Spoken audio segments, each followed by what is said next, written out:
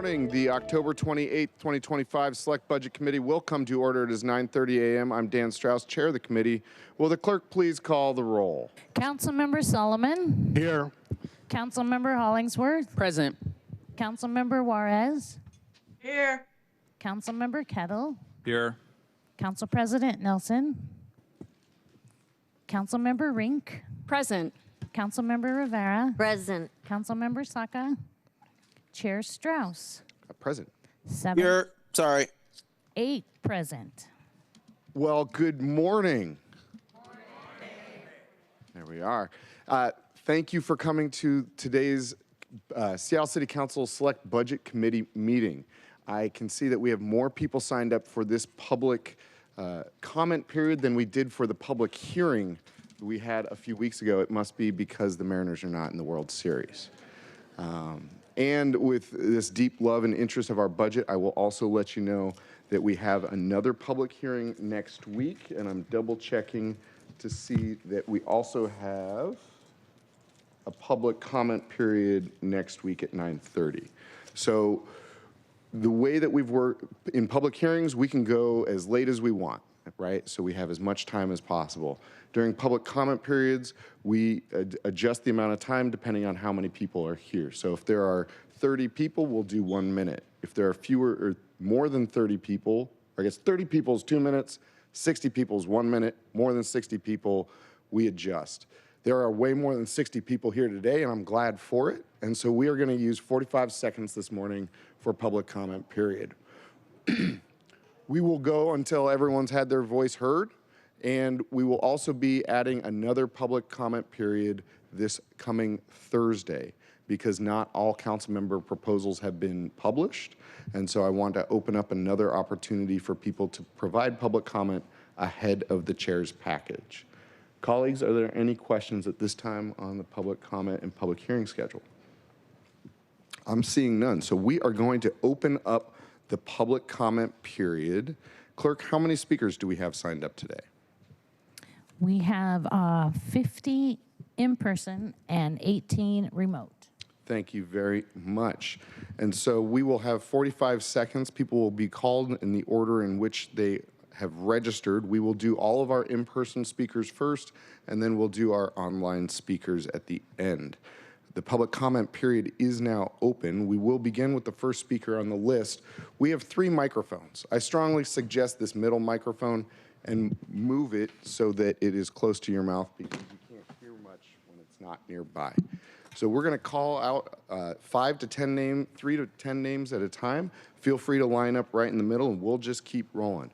Yvette Dinish, you are first, followed by Lulatha Williams, Jaylene Scott, Angela Swanson, Pamela Green, Robert Delgado. And to keep things moving this morning, if you want to show support, you can do jazz hands, snap, a sign of support in that way. And Ms. Dinish, you do not have to reveal who your favorite is, but I do know that there is a battle between two council members, and it's not me.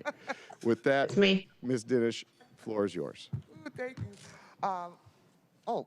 Most importantly, I pledge allegiance to the flag of the United States of America and to the republic for which it stands, one nation, indivisible, with liberty and justice for all. Thank you, Joy Hollingsworth, for your inspiration behind creating the first Black Budget Day.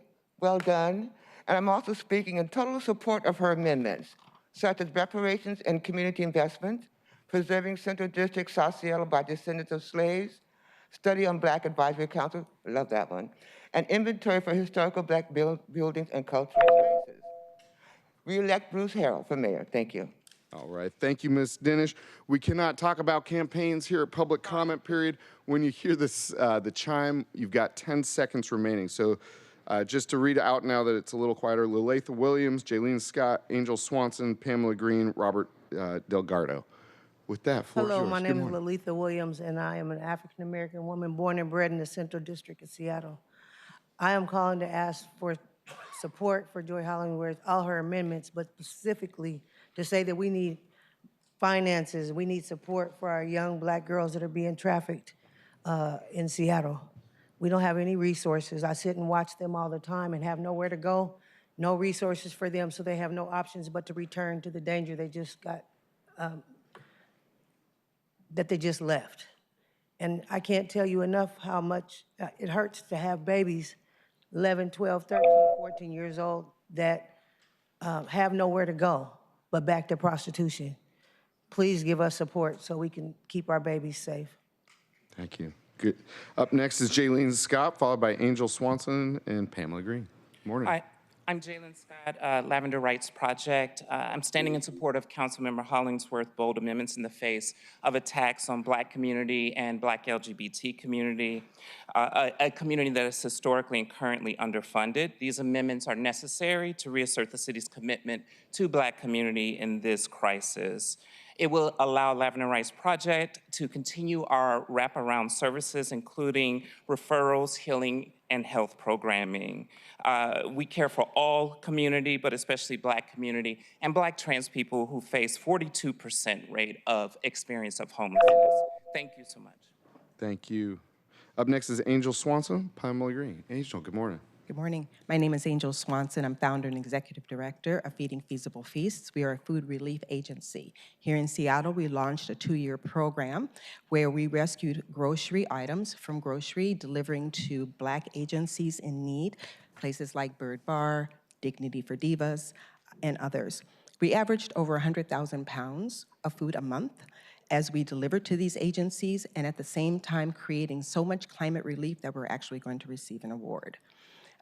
We make sure that this food gets to our agencies in a way that their families feel dignified and feed their families with the most nutritious foods available. So thank you for your time. Thank you. Up next. Good morning. Good morning, City Council. Good morning, Chair Strauss. My name is Paul Green, and I live in the sanctuary and have lived for many years, since about the 80s. Can you hear me? A little closer. Okay, how's that? Fair enough. Yeah, and I just wanted to be here in support of our community, which is also a part of yours, but it's led by a great leader in Joy Hollingsworth. And I'm here to acknowledge the fact that the resources that we have need to be sustained, and that we need improvements around where we're at today in the cost of doing business in our community in terms of our sustainability economically and in support of who we are. And I'm full support of her amendments as well, Councilmember Jolie Hollingsworth, and I want to be able to say thank you for your time. Thank you, Paul. Up next is Robert, followed by Jim Buchanan, Elmer Dixon, Anthony Washington, and Donna Moody. Thank you. Thank you for the City Council. Thank you for Joy, Mark, and Mr. Strauss. I'm here on behalf of our folks in the South End at Northwest Black Pioneers, Mars Early Learning Academy, Toddler Tech, which I've been down in that area for almost 45 years working with youth, 23 years at Rainier Beach High School. So I'm asking the council to definitely to help us and bless us to be able to have funding in order for us to be able to continue to make change. Not looking at things the way they are, but funding us so we can make things much different. Thank you. Thank you. Jim, welcome. Hello, I'm Jim Buchanan, president of Washington State Descendants of the Enslaved. I want to start by thanking Councilmember Hollingsworth for thought-felt amendments, and also Chair President Strauss for reaching out to community. But I would like to address something. You know, we need respect put on our name. We are Black descendants of the enslaved. We're not Black and brown. We're not any of that. We saw Councilmember Hollingsworth come up with amendments during the comp plan time, and then after she said her heartfelt speech about how we got devastated, we saw the council brown wash it and turn it into a Black and brown thing and turn it into a BIPOC thing. And the last I remember, nobody brown were enslaved with us. Put respect to our name. We're Black descendants of the enslaved. Thank you, Mr. Buchanan. Mr. Dixon, welcome. Right on, Jim. Thank you, Council Member Joy Hollingsworth, Mark Solomon, Ms. Rivera, Saka, I'm sorry, I don't know all your names, and Budget Chair Strauss for giving us this brief moment. My name is Elmer Dixon. I'm a co-founder and former member of the Seattle Black Panther Party. Been in Seattle since 1957 and have seen all of the changes that have gone through our community. It is imperative that you act today, because not only are we spread across the city, our community, we are losing ground. And without your support, the ground that we do have will be lost. So stand strong and stand for the people. All power to the people. Thank you, Mr. Dixon. Donna Moody. Following Donna, we'll have Moni Tepp, Ebony Arunga, Theo Martin, Lori Goff, Javon Bray, and my apologies if I did not read your handwriting well enough. I learned to read in Ballard. Ms. Moody. Good morning. Thank you for taking the time to listen to what we have to say today. I want to thank Councilmember Hollingsworth for putting forth these amendments, which ask for an investment in our community. This investment that goes for preservation and repair is really a simple mitigation for the damage that has been caused through displacement and gentrification in our neighborhood, which happened very rapidly and caused a lot of harm to people that reside in our neighborhood. These investments really are just a drop in the bucket to begin to repair what we've seen over the years through the rapid development that Seattle centered on our Central District neighborhood. Working at the Urban League, we're also making quite a few investments in our neighborhood, and we'd love to see those investments supported as well. Thank you. Thank you. Moni Tepp, Ebony Arunga. Moni, good morning. Good morning. Hi, I'm Moni Tepp. I'm speaking on behalf of Lavender Rights Project. I'm standing in support of Councilmember Hollingsworth and her amendment. At LRP, we don't just provide services, we build leaders. LRP trains and mentors Black and trans and gender expansive people, as well as our allied community members to step into advocacy, leadership, and public life. From public organizing to housing justice, we're growing the next generation of Black leadership in Seattle. For too long, Black Seattle nonprofits have been underfunded, expected to do more with less, even during crisis. But we know that when we invest in our people, we build lasting systems of care and accountability. I'm asking the council to ensure that funding supports Black-led leadership and programs and that it stays a priority. Our city's future depends on who we choose to invest in. Thank you. Thank you. Good morning, Ebony, followed by Theo.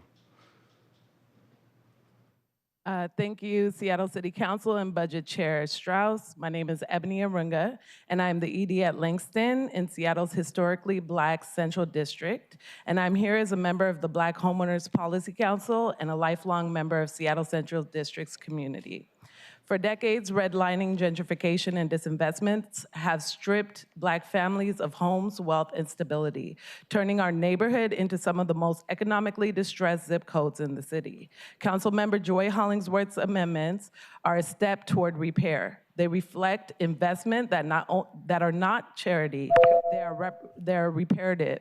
They are about restoring what was taken and ensuring our youth and future generations can remain rooted in the communities their families built. We are worthy and deserving of investment, not erasure. Please vote yes to fully support these amendments. Thank you. Theo, followed by Lori Goff, and then Javon Bray. Hi, how you guys doing today? My name is Javon Bray. I want to say thank you guys for having me here. And I'm here in support of Councilmember Hollingsworth.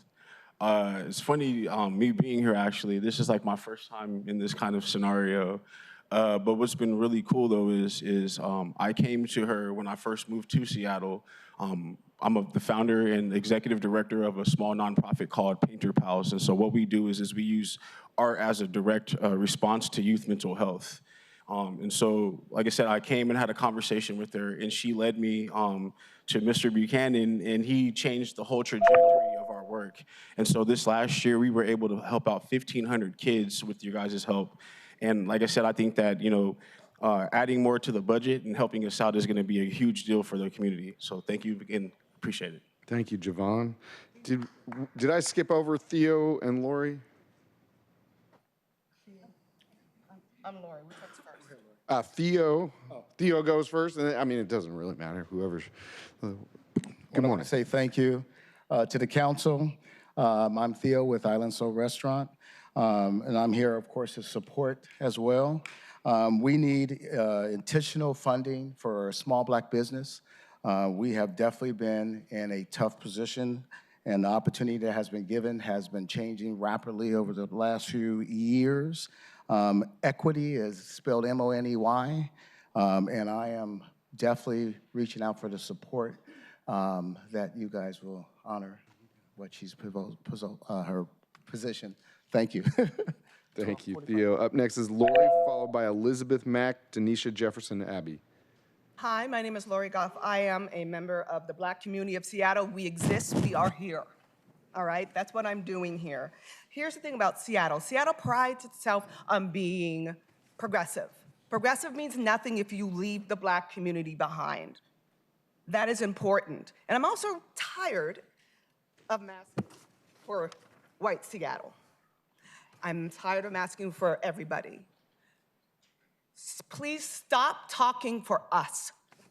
Stop using us to make sure you don't have to wear helmets. We are here. Talk to us. I see that. Talk to us. Ask us what we need. We need reparations. Seattle, it was redlined, all right? So we need some stuff back to us. M-O-N-E-Y. Hear me? Thank you. Amen. Up next is Elizabeth Mack, followed by Denisha Jefferson Abbey, Peter Gishuru. Morning. Yeah. Good morning. I'm Elizabeth Mack, and I'm a nurse practitioner at the Tubman Center for Health and Freedom. Thank you to Councilmember Solomon for sponsoring, and Councilmembers Juarez and Hollingsworth for co-sponsoring the $6 million Tubman Health Center Neighborhood Improvement Project request.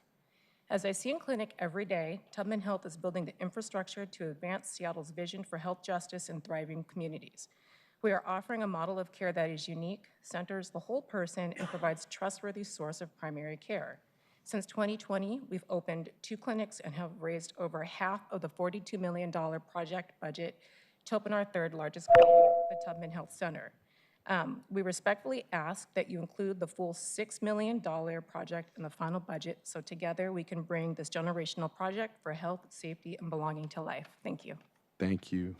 Up next is Denisha, followed by Peter, and then Anita Adams and Robert S. Good morning. My name is Denisha Jefferson Abbey. I'm the COO and founder of the Tubman Center for Health and Freedom. Thank you to Councilmembers Solomon, Juarez, Hollingsworth, and Rink for standing in support of this work. Tubman Health represents what's working in Seattle, a homegrown Black and Indigenous-led institution and solution that puts people first. We are already delivering services citywide, and the Tubman Health Center project will allow us to further expand and broaden that work. For too long, South Seattle has experienced deferred development. The Tubman Health Center project is a chance to make things right, to make public infrastructure investments that uplifts our neighborhoods and makes a health justice investment that our neighborhoods deserve. We respectfully ask that you include the full $6 million investment in the final budget. Thank you. Thank you. Up next is Peter, and then Anita, and then Robert. Good morning, Peter. Good morning. Yeah. Good morning, council members. Thank you for giving me this opportunity. My name is Peter Gishuru. I came to Seattle way back in 1963. I work with African Chamber of Commerce, which provide tools needed to African small businesses to succeed. I ask you that to include us in the budget. This community plays a very strong role within the Seattle area. We also connect companies with Africa, and more than ever, this need to continue. I thank you. Thank you. Up next is Anita, followed by Robert L., and it's either Setri or Sefri Jr. Again, my apologies for my learning. Thank you for giving us the time today. I stand here before you as a longtime public servant like yourselves who worked on race and social justice initiatives. I am here today representing the Black Homeowners Policy Council, Black Legacy Homeowners, and Wanawari's Case 21 work. There is much to do. When I was younger, I worked at the city, and I had almost 5 different mayors during my time there. But I always envisioned a city where it would be my turn. It would be my turn, and my community and my family and my elders could pass the baton to us, and we could take the reins. I missed that opportunity without the support. But Councilmember Hollingsworth's amendments has given our community an opportunity to realize the city that we can all live in and grow in together. Like the sister. Thank you. Please do feel free to add any public comments in writing. Council@seattle.gov goes to all of us at the same time, so you don't have to email us individually. Robert, following Robert is Matt Johnston, Zach Corum, Joshua Raddick, Anila Bertoni, Mitch G, Dan Nye, Alex Wheeler, Hillary Pinkerton, Kaya Bassnight, Eric Bell. Good morning. Good morning. My name is Robert L. Jeffrey. I'm pastor of New Hope Baptist Church, Seattle, Washington. I support Councilman Hollingsworth's bill. I also come to request an additional $10 million in rental assistance for people living in affordable housing. This money is essential to keep people who have lost their jobs and people who are behind on their rent. This money is essential to reduce the homeless population in our city. Thank you. Thank you, Robert. Up next is Matt, followed by Zach and Joshua. Hello. I want to thank Councilmember Saka for supporting our project with an amendment and for Chair Strauss's previous support of skate parks in the past. Please support what these people are asking for first, and then consider our project, which is a 1,500 square foot inclusive all-wheels recreational facility in Morgan Junction. It's overwhelmingly supported by the community based on Seattle Parks' own outreach. Seattle Parks asked us to fund the design of this, which we completed with a $44,000 Department of Neighborhoods grant and $28,000 worth of community volunteer time. We're now being told our project cannot be built because the construction funds are no longer available. So please help SPR follow through with its commitment and approve Councilmember Saka's amendment to support our project. Thank you. Thank you, Matt. Up next is Zach, followed by Joshua. Thank you, honorable council members. On behalf of the Morgan and Seaview communities, including the kids and families there in West Seattle, I'm asking today for your support of Councilmember Saka's amendment to get this vital parks project over the finish line at this critical time.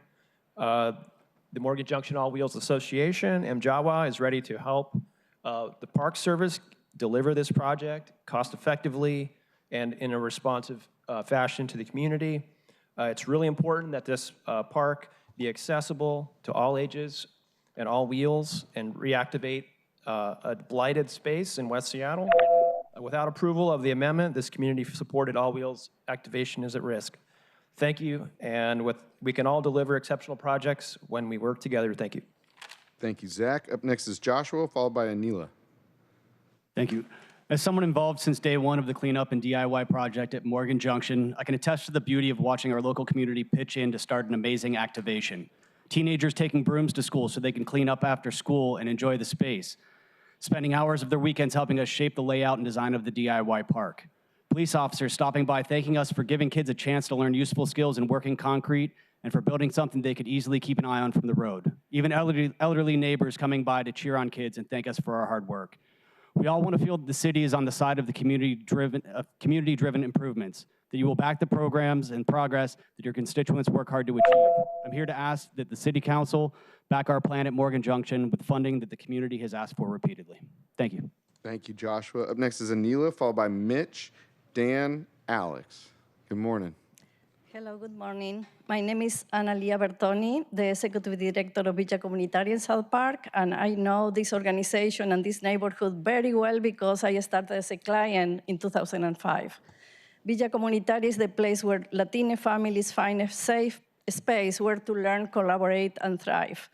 South Seattle College, we started a childcare in South Seattle College, but they are demolishing the building and we must leave. We appreciate Councilmember Rob Saka for being a champion and collaborating with us in the community to open the childcare and family center in the fall of 2027. And it is my hope that all council members can support the funding for this initiative as well. Thank you. Thank you. Up next is Mitch, then Dan, Alex, Hillary, Kaya, Eric. Good morning, council members. My name is Mitch Grosby. I live on Beacon Hill.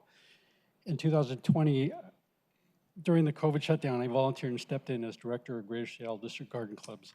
Some of these clubs are over 100 years old. If I hadn't stepped in, these district clubs would have folded. 2 years ago, I learned about this ancient forest in our backyards and the need for preservation. As a concerned citizen and member of Schmitz Park Restore, I strongly support funding the Schmitz Park Creek Restore project in the 2026 city budget. As a member of local garden clubs and environmental steward, I saw the need involved. I urge you to support proposed $150,000 amendment co-sponsored by Renick and Saka to fund feasibility and hydraulic. Thank you, Mitch. I've just been reminded that if everyone speaks for 45 seconds, we will be here till after 11 a.m. So I'm going to be a little bit more firm on the time has expired. When you hear the bell, 10 seconds remaining. Sorry that you are the first to hear the news, Mr. Nye. Oh, good, Councilman Strauss. Schmitz Park is a 53-acre undeveloped forest ravine that has a beautiful stream. It's the largest undisturbed ancient forest in Seattle. The park is under threat due to the invasive species that have come in and also due to overuse by the public and the lack of the maritime species in its creek. We are Schmitz Park Restore. I'm Dan Nye, the executive director. We started 2 years ago to work with the park and to work alongside parks to help restore the park. So we are on the ground already, pulling ivy, doing other things to improve the trails. We have stewards and planners that are working to work with the parks, and to do that, we need to do hydraulic and feasibility studies to see where the park can go to restore the tree. Thank you, Mr. Nye. Please do feel free to use the super secret email council@seattle.gov. Alex, Hillary, Kaya, Eric.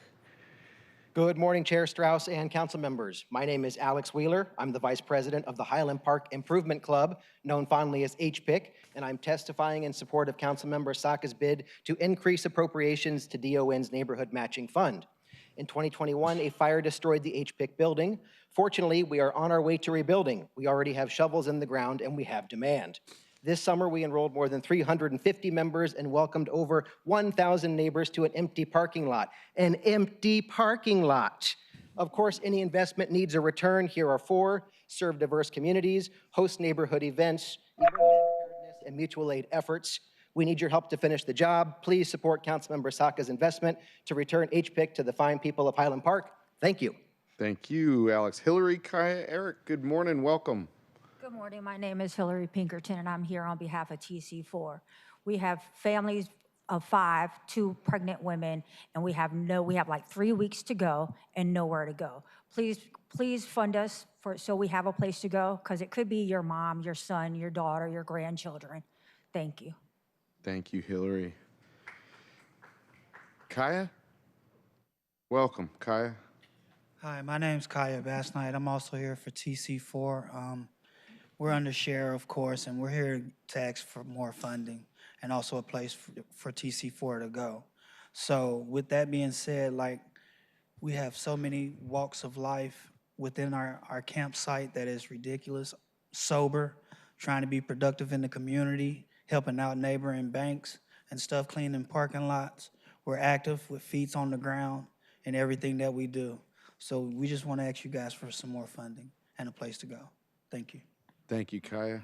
Up next is Eric Bell, followed by Greg H., Tom F., Monica Bell, Jamie Weir, Jeremy Cole, Rick Buscard, Scott Pinkman, Michael Bruner, Galen Van Horn, Blair Johnson.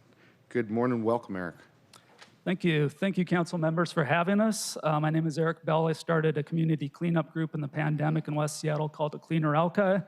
I'm here to advocate for Councilman Saka's CBA for additional funding for Seattle Public Utilities Adopt a Street program. Our group saw areas of town that we wanted to improve on, so we reached out to Seattle Parks and SDOT workers we met in our neighborhoods, who we now collaborate on with weekly.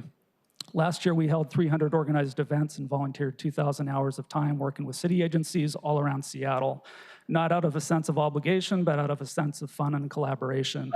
I believe we found a recipe that is working, but we need the support. So the prospect of Councilman Saka's funding is a great one, and I hope you can consider that. Thank you. Thank you, Eric. Greg H., Tom F., Monica Bell. Good morning. Good morning. Yes, I'm Greg Hapla H. Anyway, I'm here with Eric Bell to support SPU, who's with their Adopt a Street program, really helps us out. We're a voluntary group, a cleaner alki. We've cleaned up 62,000 pounds of trash throughout the Seattle area. Rob, I think he was on one of those. And so, yeah, I'm here to support and increase funding for SPU so we can keep our boots on the ground and keep doing what we're doing. Thank you. Thank you, Greg. Up next is Tom, followed by Monica, and then Jamie. Tom, good morning. Good morning to you. Tom Freeberg, and I'm here to support a cleaner alki, Eric Bell, and just provide a little windage to what has been said about it. Is it covers a pretty large area, Lincoln Park, the Spokane Street Bridge to Alki Point, and maybe a little bit beyond that. It provides the program, the equipment, the training, and the time and place for us to do almost a daily activity should we choose. The last thing I'll say about it is it reminds me of a long ago New York program called the Broken Window Program. When broken window gets fixed, it tends to stay fixed. In this case, when an area gets cleaned up, it tends to stay cleaned up. Thank you. Up next is Monica, then Jamie, Jeremy, Rick. Good morning. Morning. My name is Monica Bell, and I'm here to express my support to increase the SPU budget for additional community cleanup services. I've seen the powerful impact of a cleaner alki in my neighborhood. This group has shown that when residents are empowered, they don't just complain about problems, they help solve them. During cleanups, I've had people stop to thank us, ask how they can join, and I've seen other neighbors inspired by a cleaner alki clean up areas in their neighborhood. And I think with the additional help, a cleaner alki, the SPU support would amplify this positive momentum citywide. Thank you. Up next is Jamie, Jeremy, Rick, Scott, Michael, Galen, Blair. Good morning. Good morning. My name is Jamie Weir, and I'm here in support of a cleaner alki. I've lived in Seattle my whole life. I've lived in many different areas of Seattle, from Capitol Hill to the U District to Queen Anne, Fremont. I've moved all over. And in that time, I've always tried to help the area and get to know the neighbors and get along. I've lived in West Seattle now for 30 years and work with a cleaner alki, and we, as volunteers, really do a great job with. Thank you. Thank you. Thank you. Up next is Jeremy, Rick, Scott, Michael, Galen, Blair. Morning, my name is Jeremy Cole. I am here in support of SPU 002A. Thank you, Councilmembers Saka, Hollingsworth, and Nelson for that action item to allocate $100,000 additional to Adopt a Street. I moved to Seattle 3 years ago into the Highland Park neighborhood, and I have been working with Adopt a Street since shortly after moving. I've personally collected almost 700 of those big yellow bags of litter from all across the neighborhoods in South Seattle, as well as joining dozens of the cleanup events run by a cleaner alki. The magic of Adopt a Street is that almost anyone can pick up litter, fix drains, trim vegetation, and Eric's Cleaner Alki and similar programs make that easy for anyone to join. There's no Seattle freeze when we're all knee-deep in blackberries and litter. Thank you. Up next is Rick, Scott, Michael. Good morning. Good morning. Rick Bogard here in support of SPU 002A. A cleaner Alki along with Adopt a Street. The Adopt a Street program, I'm thrilled you guys support that and fund that. Jenny Frankel is the most awesome coordinator a community group could ever want to work with. With her help, we will have been responsible for helping facilitate pulling, for example, 600 tires out of the West Seattle greenbelt that have been dumped illegally there. I personally have picked up 24,000 pounds of trash in the past 3 years. At our first all-hands event, we picked up over 5,000 pounds of trash out of the West Seattle White Center neighborhood in one event. So thank you. Thank you. Up next is Scott Michael Galen. Scott, good morning. Patsmewi, Katsiaya, and Imwiniquas, some Mok in Nimipu, in Winnicus, Scott Pinkham.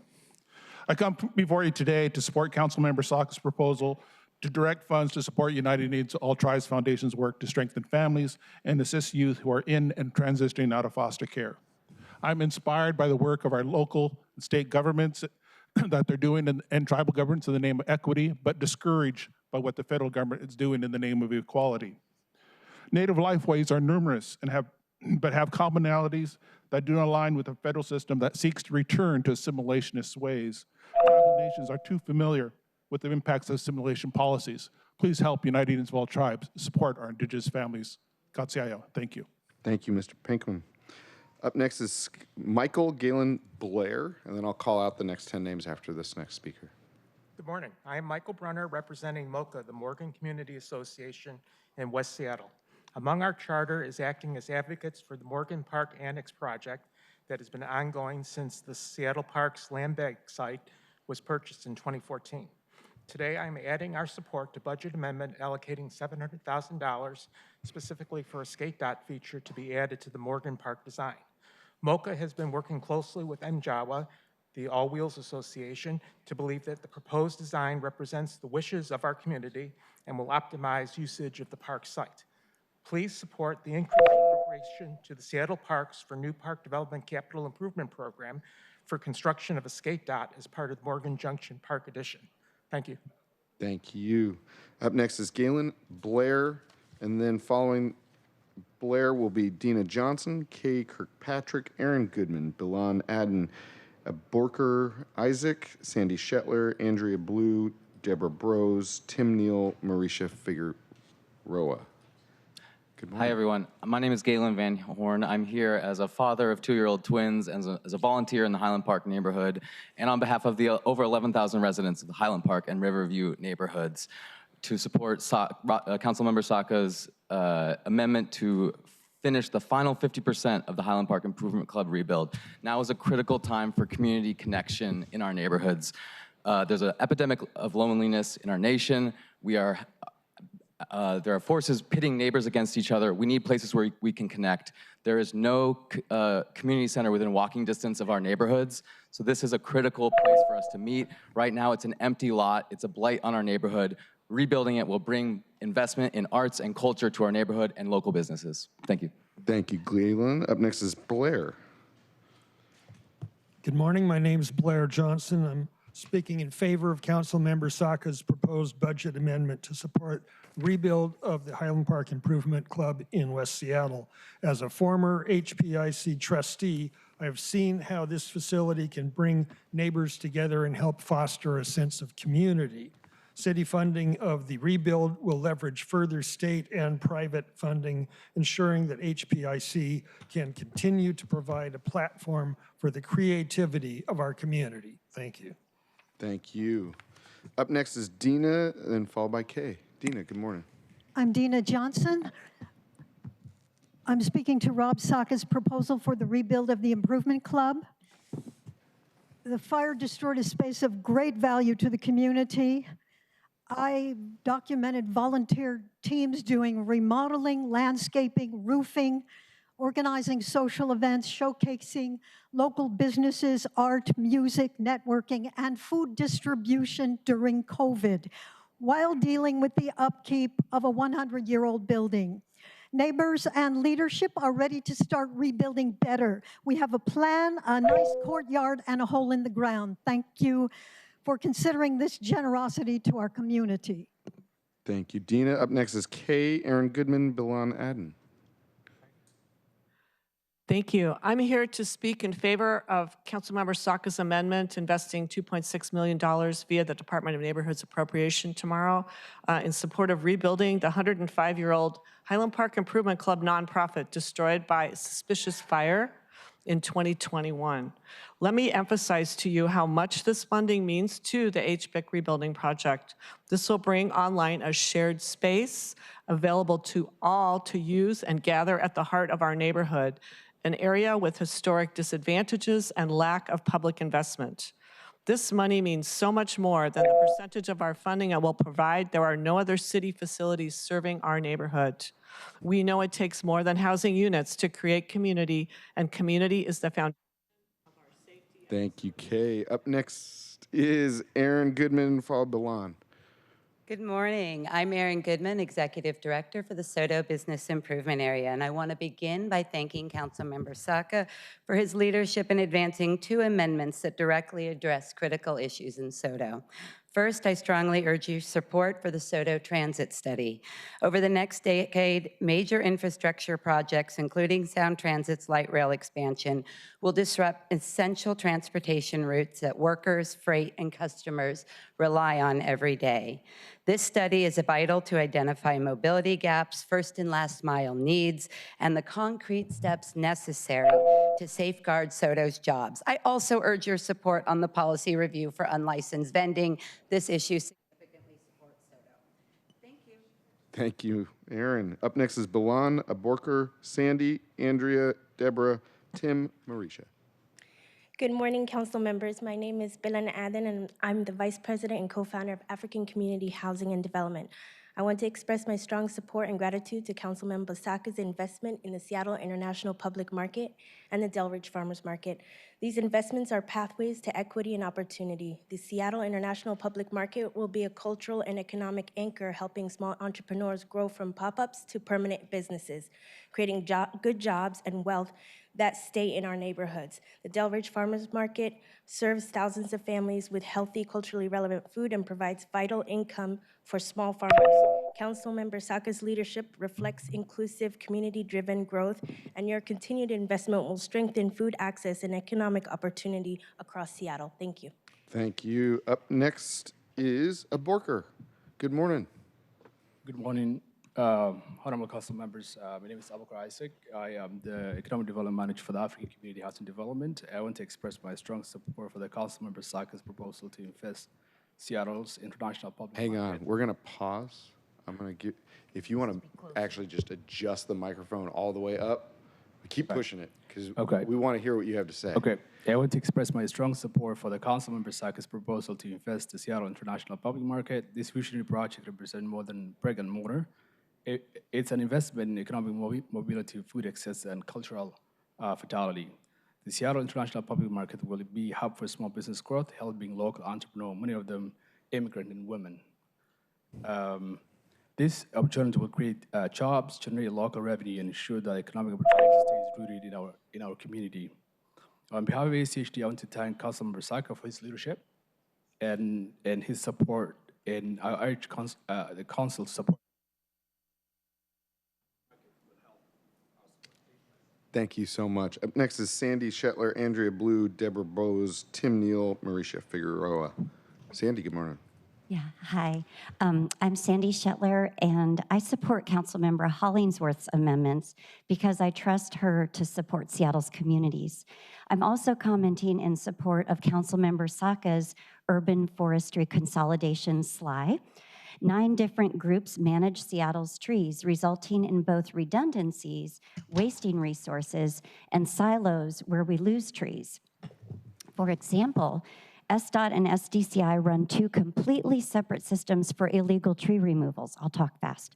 For SDOT, you call 684-TREE or send an email to a tree address. For SDCI, you call a different number or use the Acela portal, but you can't send an email. Thank you. I'll tell you more later. Thank you, Sandy. Up next is Andrea, Deborah, Tim.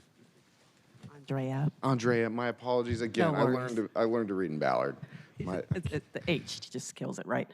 My name is Andrea Blue, and thank you guys so much. I'm here in support of Councilmember Hollingsworth amendments for the Black community. I'm Andrea Blue, President and CEO of Making a Difference Foundation. To date, over the last decade, we've infused $93 million into the state of Washington Black community. We are here to say, hey, we need you guys to do your part, specifically around food. We're also the owners of one of the largest food banks here in Washington State, serving 82,000 people per month, giving out 1.9 million pounds of food, and we're in crisis.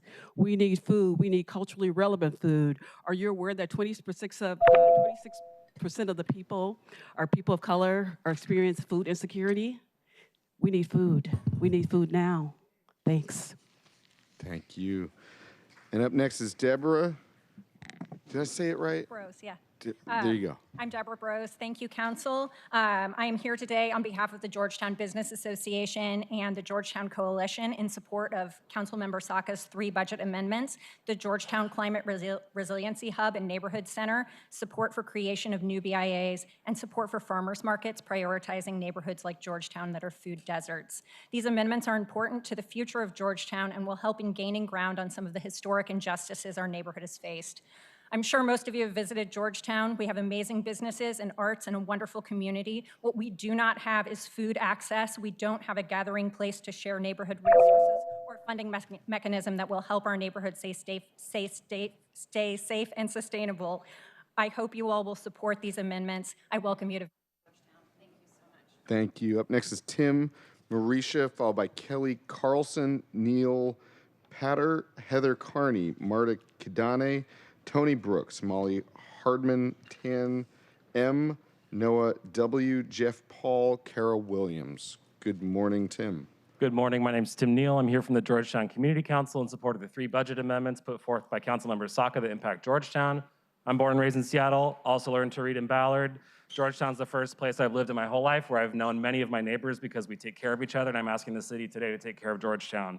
That looks like 3 things. 1, the Georgetown Climate Resiliency Hub and Neighborhood Center. We meet in living rooms, backyards, empty event spaces, or outside under the roar of jet engines. We need real gathering space.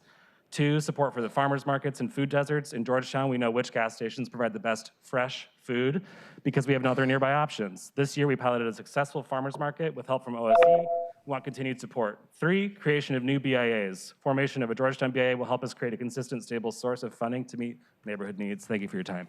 Thank you, Tim. Up next is Marisa. Almost. Thank you for your time, council members. My name is Marissa Figueroa. I'm a small business owner and the organizer of the inaugural Georgetown Farmers Market. I'm here today in support of Councilman Saka's 3 budget amendments, particularly in support of creation of new BIAs, in support of farmers markets, prioritizing neighborhoods that are food deserts. Georgetown is considered a food desert, and food access is extremely important. We were able to pilot our first farmers market this year with help from OSE, but we need continued support to become established. As Georgetown has grown, a gathering place that can provide resources to the community has become necessary. These amendments will help us create a consistent and stable source of funding to meet the needs of our neighborhood. Georgetown has been historically underserved and underfunded. Thank you. Up next is Kelly, followed by Neil, and then Heather. My name is Kelly Carlson. I'm here to testify in support of 3 of Councilmember Saka's budget amendments: the Georgetown Climate Resiliency Hub and Neighborhood Center, support for new BIAs, and support for farmers markets, prioritizing neighborhoods who are food deserts. I love Georgetown. I love living there. I can walk to dozens of restaurants, but I cannot walk to go buy an apple. It just doesn't exist. We are surrounded by industry, but there is no community space. No library, no warming centers, yet some of my neighbors are the most vulnerable to severe weather events or disasters and are facing ongoing food insecurity.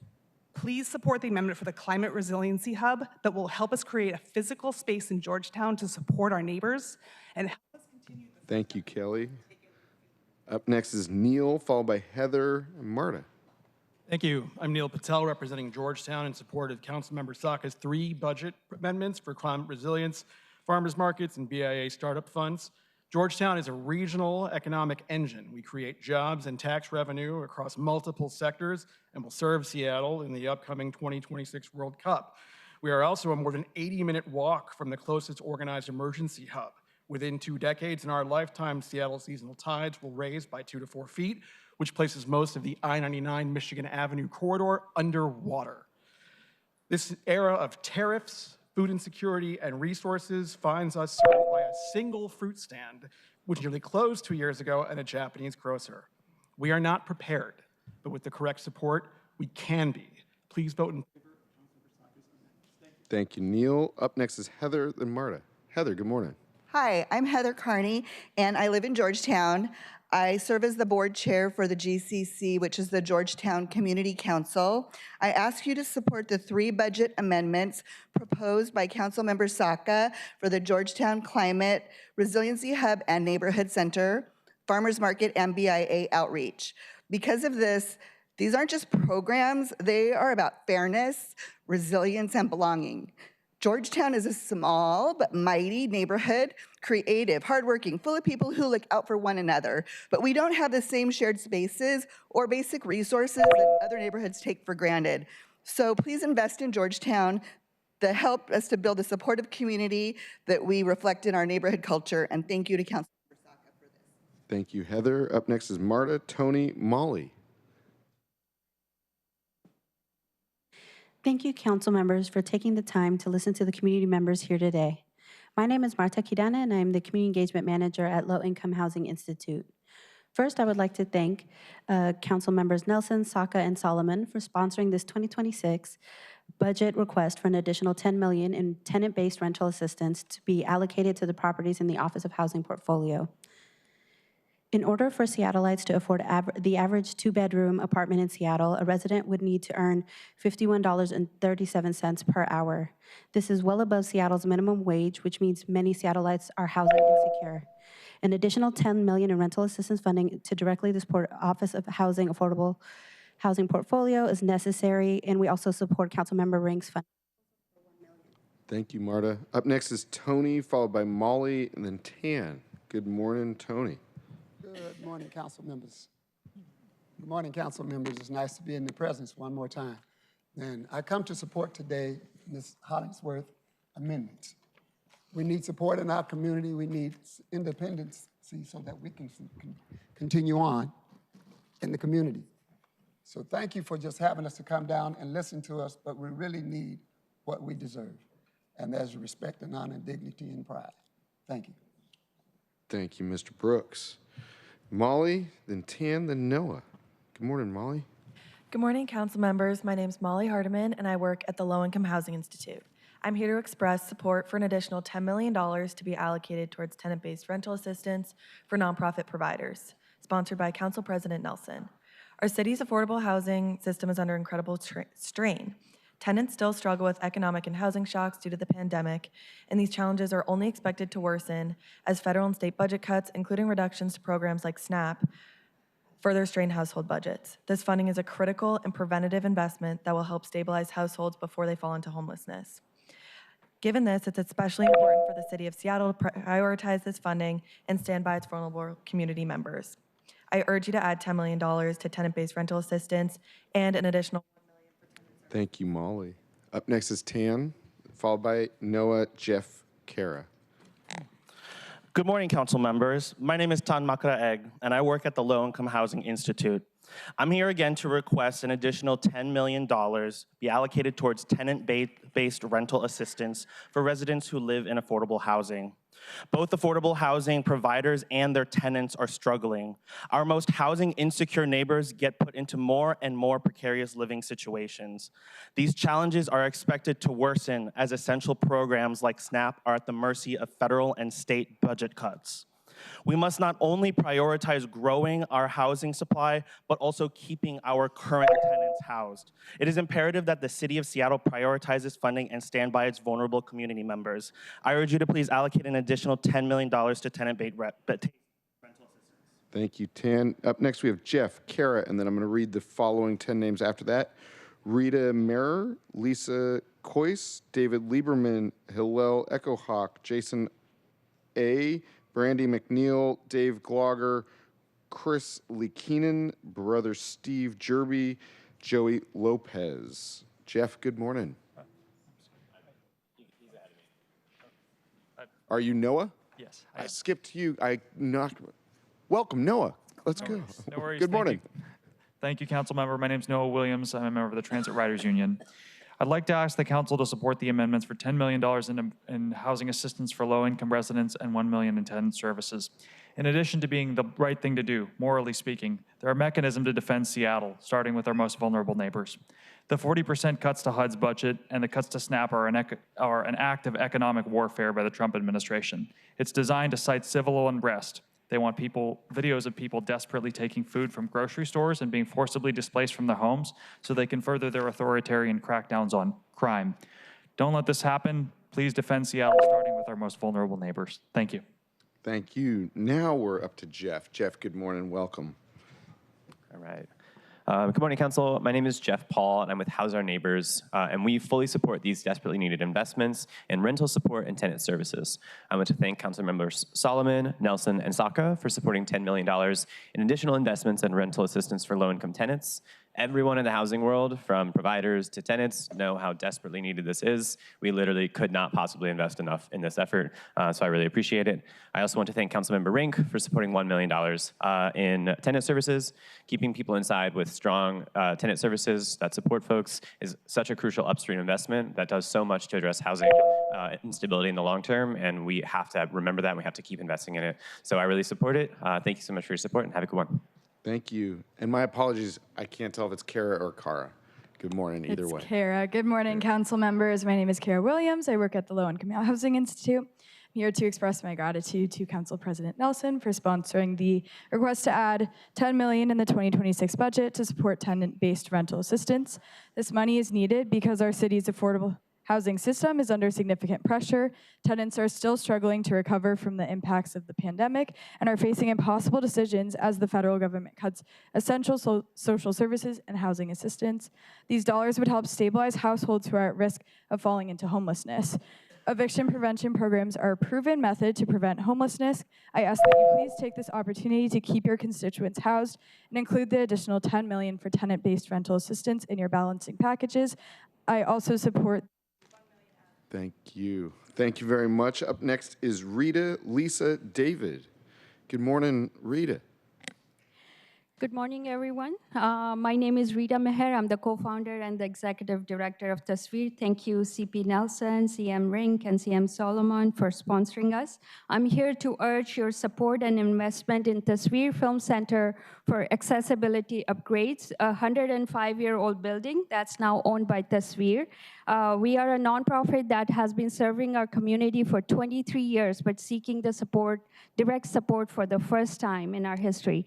Today, we are globally recognized as the home of the world's only Oscar-qualifying South Asian Film Festival, headquartered in Seattle. We are Seattle's pride, and people attended from 23 countries, and we are boosting arts and a thriving film center in Columbia City, boosting foot traffic, uplifting local. Thank you. Thank you so much. Good morning. Up next is Lisa, followed by David, then Hillel. Thank you, council members. I am here in support of President Nelson's proposal for Tasveer funding to revitalize the Arc Lodge Cinema in Columbia City. The Arc Lodge has a long history as a cultural center dating back to 1920, serving Columbia City and more broadly the Central District and South Seattle. As you know, movies have the power to bring diverse communities together around a shared experience, to promote connection and dialogue, to educate and enlighten, and to inspire. We need more of these shared spaces in today's fractured world. Tasveer is in a unique position to not only revive the cultural cornerstone, but also to deepen its community impact, extending the Tasveer mission of lifting South Asian voices to more broadly creating a space dedicated to the voices and the. Thank you, Lisa. Up next is David, followed by Hillel, and then Jason. Good morning, council members, longtime listener, first-time caller. My name is David Lieberman. I'm an architect and nonprofit housing developer, and I care deeply about this city, its neighborhoods, its people, its small businesses, and the places we all cherish, much like the building we're in today. It's refreshing for a moment to speak not about Seattle's problems, but about its future. Seattle has always been a place that builds. Pike Place Market, Seattle Center, our light rail, and now the waterfront park. each generation leaving something behind for the next. The Seattle International Public Market continues that legacy. It's a chance to invest in a forgotten part of our city and transform an area by West Crest Park into a center of culture, entrepreneurship, and civic excellence. The market will house small businesses, a teaching kitchen, and it be in a community gathering space. This is civic pride in action, proof that Seattle can and still build bold buildings. Thank you, David. Up next is Hillel, followed by Jason, Brandy, Dave. Morning, members of the council. I'm Hillel Echohawk, a cook at Chief Seattle Club, a member of the Meals for Partnership Coalition. Thank you for council members. This funding supports the Chief Seattle Club's cafeteria, food bags, and multiple other food programs throughout the year. With SNAP benefits being cut, our members are increasing. Statistically, Indigenous people have the highest homeless per capita, and in 2026, it will be harder to serve our members if this funding is not expanded. Again, I urge the full council to ensure that the modest investments included in the mayor's budget are reflected in the final budget. Thank you. Up next is Jason, and Brandy, and Dave. Good morning, members of the council. My name is Jason Austin with the Meals Partnership Coalition. I want to thank Mayor Harrell for including investments in meal programs in his budget. I also want to say thank you to Councilmember Hollingsworth and Councilmember Saka for pursuing additional resources for senior meal funding. The 50 members of the Meals Partnership Coalition are the front line of defense against hunger in Seattle. They produce over 4 million meals each year in every neighborhood across the city. One of our members, the Southeast Seattle Senior Center, has seen their meal counts increase by over 100% in the last year. They ran out of their annual congregate meal funding in June and have been continuing to feed their seniors regardless. With SNAP benefits turning off next week, our members need as much resources as they can get. Thank you for your time. Thank you. Up next is Brandy, then Dave Glauger, Chris Lakinen, Brother Steve Jerby, Joey Lopez. Good morning. Good morning, council members. My name is Brandy McNeil, and I'm the Deputy Director at Purpose Dignity Action, or PDA, which project manages LEAD. I urge you to approve the proposed funding for LEAD. We deeply appreciate the focus on substance use disorder that Council President Nelson has championed and other council members have rightly insisted on. The proposed funding isn't about expansion, it's about stability. It replaces one-time dollars that have disappeared, allowing LEAD to continue serving people whose substance use disorder, unmet behavioral health needs, and extreme poverty most impact public safety. LEAD was created out of the Racial Disparity Project in response to disproportionate impact of the criminal legal system on the Black community. Sustaining LEAD is a commitment to racial equity, public health, and real public safety. Please invest in what works. Thank you, Brandy. Up next is Dave Glauger, Chris Lakinen, Brother Steve Jerby. Good morning, Council. I came here this morning with the sole intent of speaking in support of Councilmember Saka's SLI to study a unified tree department. And I still ask for your support, because if you ran a business with 9 different departments doing the same thing, you'd be fired. But having heard the support for Councilmember Hollingsworth amendments, I ask you to support them as well. It's been said that Seattle is a progressive city, so let's prove it. Let's support the Black community. Thank you. Thank you. Chris Lakinen, followed by Brother Steve Jerby, Joey Lopez. Good morning, Council. My name is Chris Lee Keenan. I'm a volunteer and board member for Community Lunch on Capitol Hill, and I'm here to thank Councilwoman Hollingsworth and Councilmember Saka for their support for meal programs. We're asking for money, so I figured you'd like some numbers. Our budget is $430,000. 88,265, that's the number of meals we served last year. Each meal came to $4.87. 66,425, that's the city's contribution to the meal. That's 75 cents per meal. My last number is 1. A guest came up to me last week and said, Chris, I had an apple before I went to bed last night from yesterday's lunch. Thanks so much. She thanked me for 1 apple. Are we doing enough? Thank you, Chris. Brother Steve Jerby, followed by Joey Lopez, Kim Ford, Caleb Jackson, Hallie Willis, Hannah B., Sandy Atum. I think it's Hayward, Nikhil, and then Mr. Rye Jr. Good morning. I live, work, vote, and worship in District 4. We know that the book of Exodus talks about when the people are in the wilderness, that manna comes down from heaven. It is a great story of faith and a terrible foundation for policy. Food will not come from heaven. It needs to be funded. We need a Seattle budget that is going to respond to food crisis in our city. Faith communities, food banks, and meal programs cannot do it with current funding. We need to address root causes of poverty with human services, housing, and community-led responses to violence. Thank you. Joey?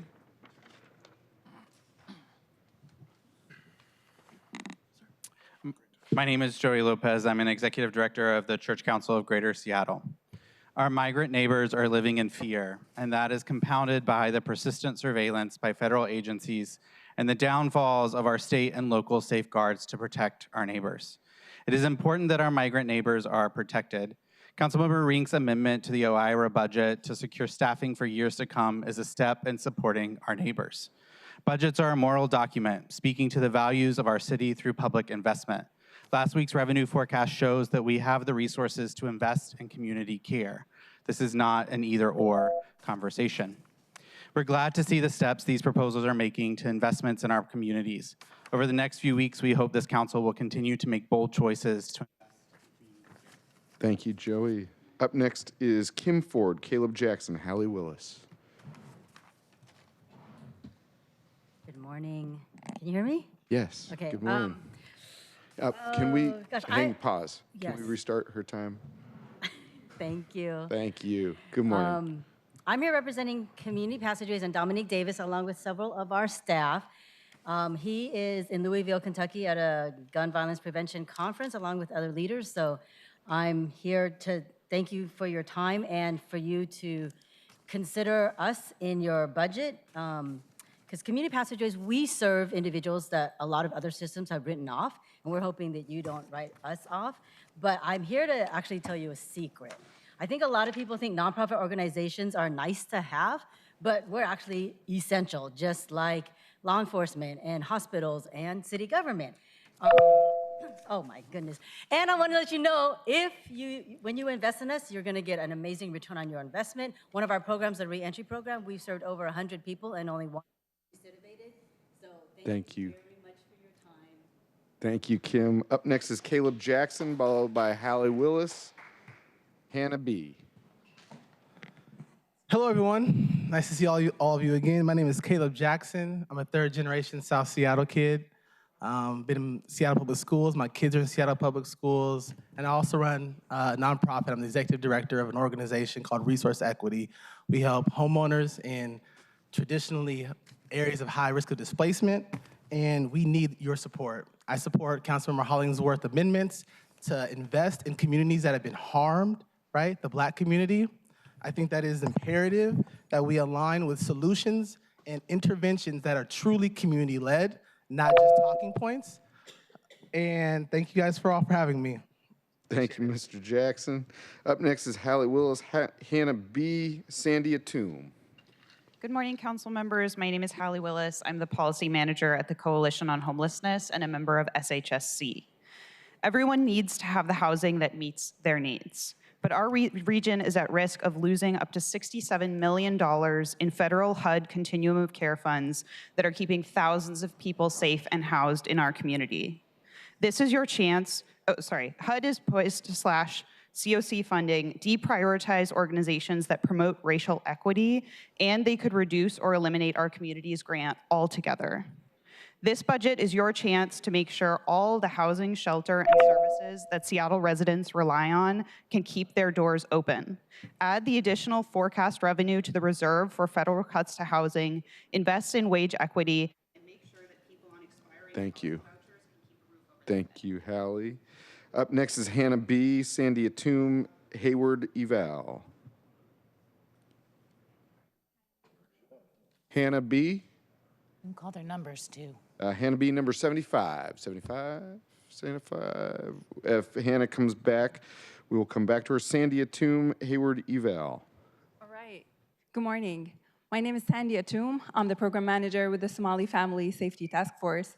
10 years ago, our executive director, Farhiya Mohammed, started working with the Somali community, East and West African and now she works with all the immigrants and refugees from all backgrounds.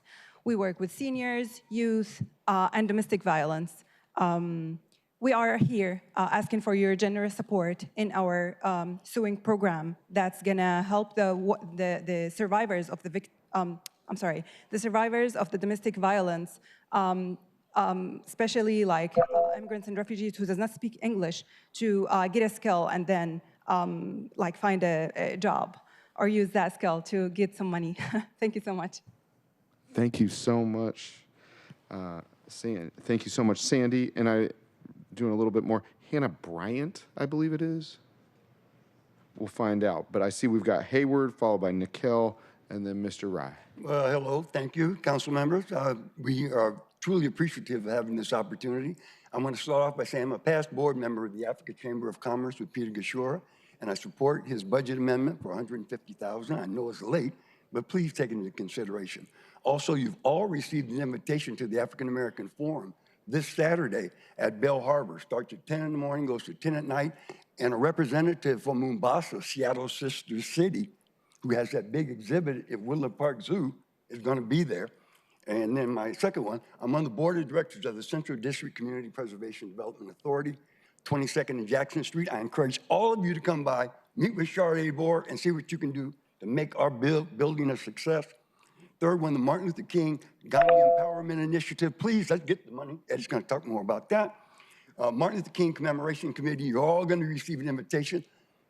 Joy Hollingsworth is one of the award recipients in the past, and the award is named after her mother, Dorothy Hollingsworth, Public Service Award. And finally, I'm not supposed to let you, your time's technically expired, but you were saying such nice things about Councilmember Hollingsworth. last but not least, Office of Minority and Women Business Enterprise. Governor Ferguson is not appointed a director yet. We're encouraging Alika Fernandez, the lady who's down there now. She's always available. Thank you, Mr. Hayward. The United States Department of Transportation came up with a new DEEL. Thank you, sir. Thank you, sir. Council at seattle.gov is the super secret email. It emails all of us at the same time. Mr. Rye Jr., floor is yours. Thank you very much for the opportunity. I'm here to support the amendments that will help people on both sides of the aisle. But I want to say that my name is Eddie Rye Jr. I am chair of the MLK Gandhi Empowerment Initiative and Americans for Equality. I'm also a founding member of the Washington State chapter of the National Association of Minority Contractors.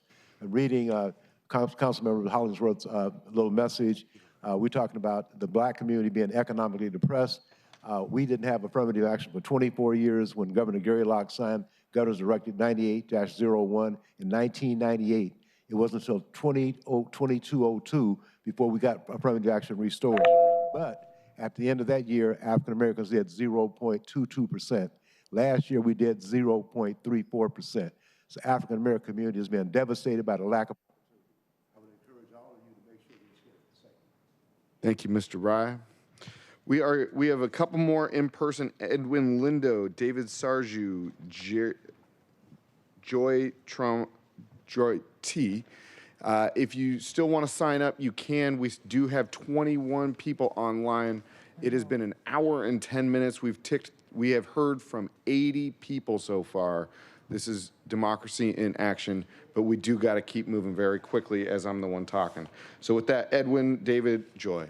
Great, thank you. Edwin Lindo, founder of Estelita's Library, a cultural space, a cornerstone of the community, both in the city and in Beacon Hill. We want to come and support both the amendments of Councilmember Hollingsworth, but also of Rink, who came out and said, how do we preserve not only the work of the black community, but the systems of the black community and the history of the black community. We're asking to support Tubman Center for Health, Langston, Lavender Rights Project, and our request is to host and protect and archive the Black Scholar Journal, which is the longest running published Black Studies journal in the country and in the world. And we can have that here in Seattle at Estelita's Library. The other thing I would say is we need to stop thinking on what our reaction is to Trump and what are we imagining beyond Trump. And I think that is this work. Thank you. Up next is David and then Joy. Good morning. Thank you, honorable council members. I am a 4 decades resident of the city, dating back to a time when black home ownership in Seattle rivaled white home ownership nationally. I ask that you implement policies in ways that demonstrate fidelity with your stated values, with our stated values. Seattle likes to define ourselves as data-driven, but our data must discern. Black descendants of the Middle Passage and indigenous peoples are generous peoples. We are relational, we're collaborative, and we welcome alliances. We are often also used as poster children. Ultimately, we are all connected. Mutuality requires fidelity to our values. Thank you. Thank you, David. Up next is Joy, and then we're going to go online. Everyone who is called in online is present except for our good friend Lois Martin. If anyone knows her phone number, send her a text right now. Before you go, Joy, I'm going to read off a number of these names that are online. We're going to go June Blue Spruce, Alice Lockhart, Amarantha Torres, Mark Putnam, Joe Alvarez, Lois Martin, Stephanie Semet, Lynn Drake, Rachel Koo, and that's the first 10. With that, good morning, Joy. Good morning, council members. I am here. My name is Joy Promise. I am the CEO, founder of Eagles Nest Community Kitchen Mobile Pantry. I'm here to support council members Hollingsworth's amendment, how important it is to support the Black communities that are desperately in need of resources. We're an overlooked community, and it is very important not just to get food out to food banks, but what about the families who have barriers or transportation barriers, our children with disabilities? So it's very important that we focus in every council member that has the same vision. I'm here to support you, but we do need change. We need action. We don't need a temporary fix. We need a permanent solution. Thank you very much. Thank you, Joy. And colleagues, thank you for allowing me to use chair's prerogative to extend public comment past the hour duration. We are also going to hear from number 79. My apologies for missing the name in the paper. If you could state your name, that would be helpful. Yeah, so I'm Nikki Gain. I am the founder of a nonprofit organization called Dignity for Divas in support of Joy Hollingsworth. And you know, it's kind of ironic that I was not called because that is typically the experience of a Black person. Having a number and not getting access. I appreciate you bringing me up here though, okay? So this is real time. Right now, I am in need of funding. We are an organization that has served since 2012 over 70,000 men, women, and children experiencing homelessness in King, Pierce, and Snohomish County without any funding. We need funding. On the way here, we had 9 people at our door looking for food, partnership with Feeding Feasible Feast, no funding. Please look us up, help us continue to help our population in need. We can't keep the lights on with lotion. Thank you. And with that said, if you'd still like to make public comment, you can sign up. We are verging on the need. We'll probably close public comment at 11:15, 11:20 if we're still going, just because we do have to get on to the business of today, and we have a full city council meeting at 2 p.m. With that, I'm going to call up the public commenters online. June Blue Spruce, Alice Lockhart, Amarantha Torres. A reminder to our remote speakers to press *6 once you've heard the message that you have been unmuted. Thank you, Clerk Schwinn. June, I see you are off mute. Hello, I'm speaking in support of Councilmember Saka's statement of legislative intent to study consolidating urban forestry oversight, regulation, and protection in one department. Now, 9 departments have jurisdiction over tree canopy. This causes inefficiency, duplication of efforts, lack of accountability, and public confusion. It harms our tree canopy and the health of our neighborhoods, but we can fix it. I also support Councilmember Hollingsworth's amendments to promote investments that begin to repair the historic harm done to Seattle's Black community. Her amendments reflect community-led priorities for restorative justice, economic stability, and intergenerational repair. These 2 initiatives would move Seattle closer to economic, racial, and environmental justice. Thank you. Thank you, June. Up next is Alice, followed by Amarantha. Alice, I see you're here. *6 to unmute. We see you're off mute. Good morning, Council. Good morning. Good morning, Council. I'm Alice Lockhart. Everyday Seattleites love and use the library. It also provides critical services like internet and daytime shelter to our most vulnerable. The mayor's proposed budget subtracts over $6 million. That's 5% of library funding cut from the endorsed budget that you all passed last year. This is the deepest cut to any department providing direct service to the public. Please make the library whole. If need be, cut frivolity like FIFA and dangerous surveillance cameras that we recently learned are available to ICE and other federal agencies. And please make the library whole before adding funding to departments not cut in the proposed budget. For instance, today's art amendments. Also, thanks, Chair, for adding this Thursday's comment period. We need it. Thank you. Up next is Amarantha Torres, followed by Mark Putnam, Joe Alvarez following them. With that, Amarantha, I see you're off mute. Welcome. Hi there. Yes, good morning, council members. My name is Amarantha Torres. I'm the co-executive director of the Coalition Ending Gender-Based Violence. We are proud to represent over 30 member programs who support survivors every day. Today, I'm speaking in support of Amendment OIRA 001, which proposes ongoing funds for our immigrant and refugee communities, OCR 010, which looks at reparations reports focused on housing, and IPD 010S, which requires reporting on the city's use of AI. We support these amendments because survivors have intersecting safety concerns that these amendments can help to address. Immigrant survivors may feel trapped in abusive relationships because of cruel immigration laws. Black survivors face residual impacts of systemic racism, and housing advocates work with them for safe and stable housing. And finally, new technology. Thank you, Amarantha. Up next is Mark, Joe, and then Lois Martin. And Lois, thank you. I do see that you are present. Welcome, Mark. Good morning, Council. Thanks for the opportunity. I'm the chair of the King County Homeless Youth Service Provider Coalition, representing 16 agencies, and also I lead the YMCA of Greater Seattle Social Impact Center. I'm testifying in support of the amendment sponsored by Council Members Hollingsworth, Mercedes Rinks, and Solomon to add $1.3 million for youth and young adult homelessness. Youth homelessness is preventable and solvable. Research shows that the top predictor of chronic adult homelessness is experiencing housing instability at a young age.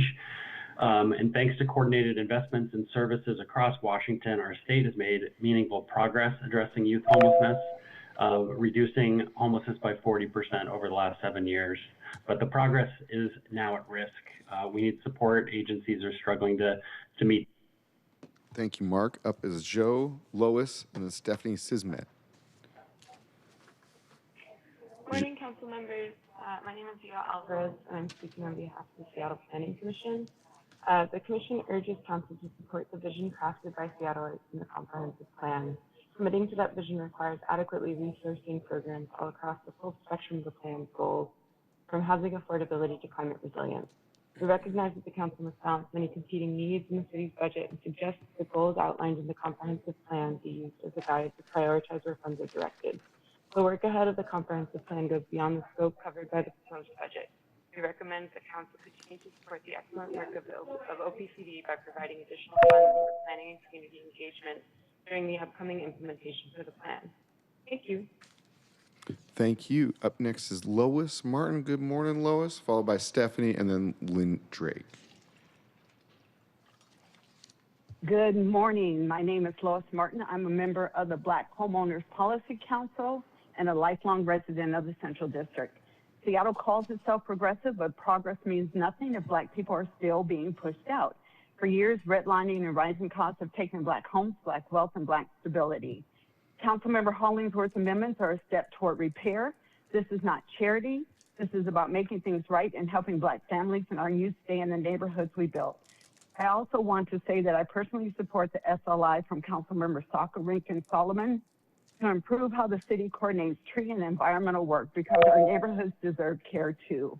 We are worthy of investment, not erasure. Please vote yes, and sorry for not unblocking at the beginning. Thank you. Thank you, Lois. Up next is Stephanie, Lynn Drake, Rachel Koo. Stephanie, I see you're off mute. Welcome. My name is Stephanie Sismet, and I am the Assistant Director of the Community Dining Program at Sound Generations, a member of the Meals Partnership Coalition. I want to thank Mayor Harrell for funding additional investments in meal programs. I also want to thank Council Members Hollingsworth and Saka for supporting additional funding for senior meal programs. Community dining provides fresh, nutritious, and culturally relevant meals to older adults while socializing with others.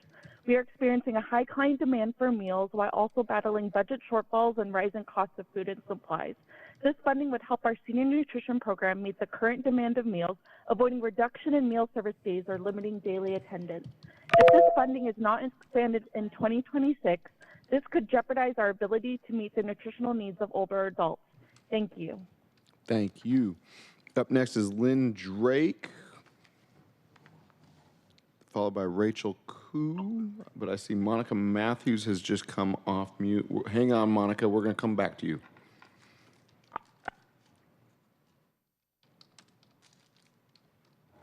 Lynn, we are about to promote you. There you are, Lynn, *6, and you're up next. Lynn, you'll have to press *6. Lynn Drake, there you are. Welcome. Good morning. Hi, good morning. I'm Lynn Drake. I live in the Alki neighborhood. I'm calling to support Councilmember Saka's CBA increase of $100,000 to support the community cleanups. A Cleaner Alki, which is one of these groups, has been a true bright spot in the Alki community. Eric Bell's cleanup activities have brought so many community members together. We've beaten back blackberry vines growing on pathways, hauled tires off the beach, cleaned beaches after a crowded holiday, and even came up with a way to vacuum bits of styrofoam off the rocky beach. Everyone's creative. Thank you very much, and I hope you support this. Thank you very much. Thank you, Lynn. Up next is Rachel Koo, Nicole Alexander, Eden Key. Rachel, I see you're off mute. Welcome. Good morning, Council. My name is Rachel Koo. I'm the King County Policy Director at the Mockingbird Society. We're an advocacy org for youth and young adults facing homelessness and foster care. First, I just want to thank Council Members Rink, Solomon, and Hollingsworth for introducing an amendment to add $1.3 million to the budget for youth and young adult services. I'm asking for the rest of the Council to please support this amendment. Without this investment, our young folks face threats they rely on, especially with impending state. We know that addressing youth and young adult homelessness early and intentionally prevents chronic adult homelessness. Please prioritize protecting and sustaining the housing, shelters, drop-in services, and we already have in our city. Thank you so much. Thank you. And I see Nicole's already off mute. Welcome. Oh, you went back on mute, Nicole. *6, and it's your turn.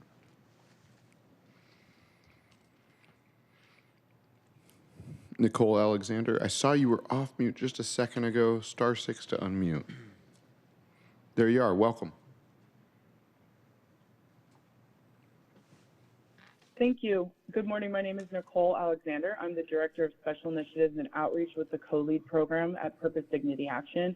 I'm calling in today in regards to the recovery housing stipend. I want to start by thanking the Council and a deep thank you to Council President Sarah Nelson for her fight in giving folks the opportunity to start their recovery journey with the set-aside treatment beds. What we have found is that our participants that are accessing these beds have started their stepping stones into recovery, but we have learned that the process is needed in a next step. Folks entering into recovery are best stabilized and successful when in the recovery community, and for our folks, that means access to recovery. I speak of this from a person with 10 years of recovery, where I started in recovery housing. I urge the Council to continue to support and build toward. Nicole, thank you for your public comment. Do feel free to write in. I have Eden Key up next. Eden, if you'd like to, there you are, off mute. Welcome. Good morning, everyone. My name is Eden Chi. I am a registered dietitian at Sound Generations. We are a member of the Meals Partnership Coalition. I'm here today to speak in favor of additional investments for senior meal programs. Sound Generations fosters health and connection for older adults, people with disabilities, and caregivers in King County. Our community dining program provides culturally relevant meals to seniors in welcoming settings. The meals often serve as the only source of nutrition and social interaction for food-insecure seniors. Without adequate funding, sites serving only 1 to 2 days a week risk closure, threatening the well-being and dignity of those we serve. Thank you. Thank you. Up next is Monica Matthews, then Srijan Chakraborty. Monica, welcome. I see you're off mute. Thank you, Seattle City Council and Budget Chair Strauss. Hello, my name is Monica C. Matthews. I'm the owner of Queen Care Products, a wellness company with locations in District 2 and 3. I am here in support of amendments being put forth by Councilmember Joy Hollingsworth that focus on investing in and growing the economic development and stability of the Black community. I have to state that we know what we need, and that is equity in action, and that is done by having budget line items that reflect the city's commitment to the Black community. I want to make sure that we have a solid investment in place this budget cycle. The average income for Black Seattle has been stagnant for 10 years. This is simply not acceptable. It's time for Seattle to not just talk about equity, but put it into action through budget investments. Thank you. Thank you. Up next is Srijan, followed by Sandhya, Christine Moreland, Laurel Gray. Srijan, welcome. Hello. Good morning, council members. My name is Srijan Chakraborty. I'm one of the co-executive directors at Hunger Intervention Program, or HEP, a member of the Meals Partnership Coalition. Clearly, I don't have to tell you how the food insecurity is on the rise. Families that we serve every day are struggling to put food on their tables for so many reasons, including food prices, reduced benefits, and now obviously the shutdown and SNAP cards. Now, furthermore, increasing operating costs have made it really hard for us to keep meeting the growing needs. That is why I appreciate Mayor Harrell's proposal for additional investments in meal programs, and I also want to thank Councilmember Hollingsworth and Saka for supporting additional funding for senior meal programs. I urge the full council to ensure that these modest investments in meal programs are included in the final budget. Thank you so much. Thank you. Up next is Sandhya, Christine Moreland, and Laurel Gray. Hey, happy Tuesday, everyone. I'm Sandhya, and I'm here in support of Arts Seed funding. I'm the board president of the Seed. This year has been historic for us. We acquired the Arc Lodge Cinema in Columbia City, making Seed the first South Asian organization in the country to own a theater. More importantly, we made a commitment to preserve a community gathering space, a theater for collective viewing and connection. Now we urge you to support us to ensure that this theater remains safe, accessible, and a source of pride, not just for South Asians, but for every member of our community. This year also marked our 20th Film Festival and the second year of the film market, through which we bring global media houses and industry leaders to Seattle, showing them the city's creative energy and the state's potential to lead the global creative economy. Thank you. Up next is Christine Moreland, Laurel Gray, Karen Taylor, Kate Rubin, Orla Concannon, Jennifer Godfrey, David Haynes, and Amijah Smith. Christine, I see you're off mute. Welcome. Thank you. Good morning, council members. I'm Christine Moreland with The More We Love. I'm a recovery-based program here to support the recovery housing stipend. Seattle's made a meaningful progress in addressing addiction and homelessness, and recovery is finally being recognized as an essential part of the solution. That's real progress, and we're on the right track. But for this to truly work, harm reduction must be supported by a clear and immediate pathway to recovery. We cannot ask for harm reduction without ensuring that when somebody is ready to take the next step, there is a door open to them right then, not weeks or months later. That's why the recovery housing stipend is vital. It bridges the gap between crisis stabilization and long-term recovery. It ensures that when somebody says, I'm ready, there's a safe, stable place for them to go, somewhere where to rebuild their lives. This is how we move from managing crisis to transforming lives, making harm reduction and recovery work hand in hand. Thank you, Christine. Up next is Laurel Gray, followed by Karen Taylor, Kate Rubin. Orla, I see. Laurel, you're up next. I see you're off mute. There you are. Welcome. Good morning, members of council. I'm Laurel Gray, Deputy Director at OSL Serves and a proud member of the Meals Partnership Coalition. Thank you, Mayor Harrell, for investing in meals, and Council Members Hollingworth and Saka for supporting additional funding for senior meal programs. OSL serves nearly 7,000 meals daily to our most vulnerable neighbors. With rising costs, shrinking resources, and skyrocketing need, we rely on the city's partnership to help keep our community nourished. Your support allows us to continue purchasing high-quality ingredients that nourish, not just feed. If this funding isn't expanded in 2026, our guests will feel the impact. If your neighbor is hungry, how can any of us be truly full? Food security is public safety, and public safety is everyone's responsibility because community is the heart of our beautiful city. I urge the full council to ensure these critical investments in meal programs remain in the final budget, and I thank you for your time. Thank you, Laurel. Up next is Karen Taylor, followed by Kate Rubin, Orla Concannon, Jennifer Godfrey, David Haynes, and Mija Smith. You are not present, so you'll need to call in. Karen, I see you're off mute. Welcome. Hi, I'm giving public comment to support Councilmember Rink's amendment to add $1 million to tenant services. Tenant services organizations have made a huge difference in my life and my friends' lives. And unlike certain specific community projects, this is something that affects all renters all over the city, and I think it should be a big priority. Thank you. Thank you, Karen. Up next is Kate Rubin, followed by Orla Concannon. Kate, I see you're off mute. Welcome.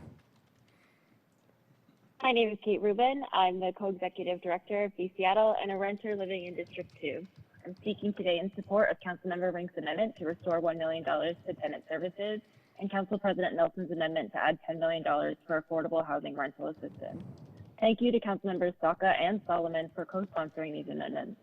Last year's nearly 40% cut to tenant services severely reduced access to legal aid, education, and other supports for thousands of renters. Evictions are at record highs, and more people are experiencing homelessness now than ever before. The most cost-effective way to address homelessness is prevention. When rental assistance is paired with tenant services, it becomes far more effective, ensuring resources are effectively used to keep people stably housed. With federal threats coming, we need to focus. Thank you. Up next is Orla Concannon, followed by Jennifer Godfrey, David Haynes. Mija, you're still not present. Call in now.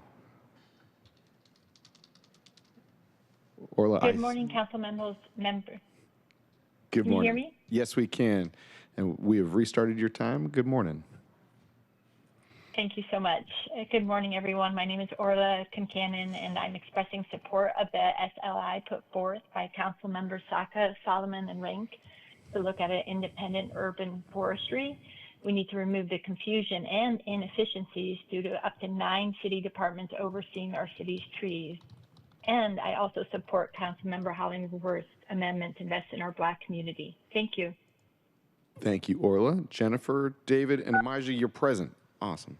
David, or Jennifer, I see you're off mute. Welcome.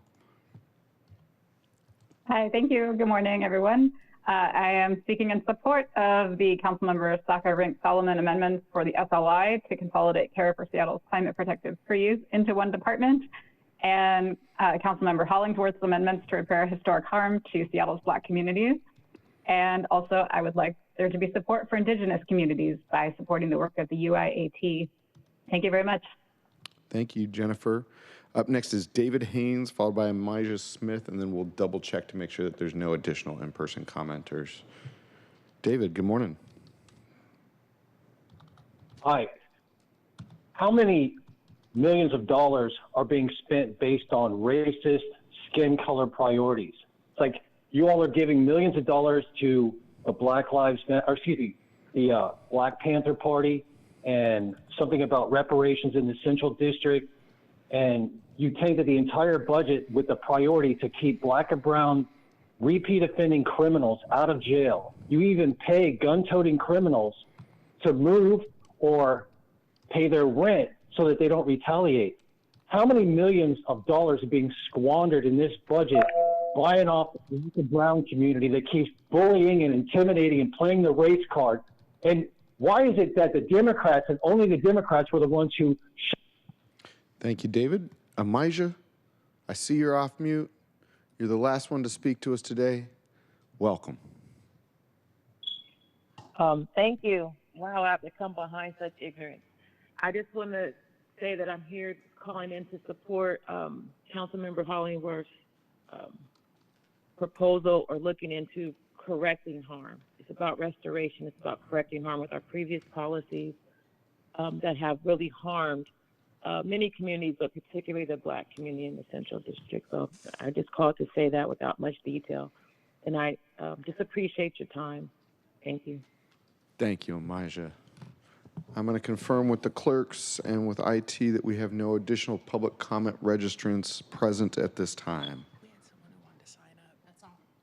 That's all?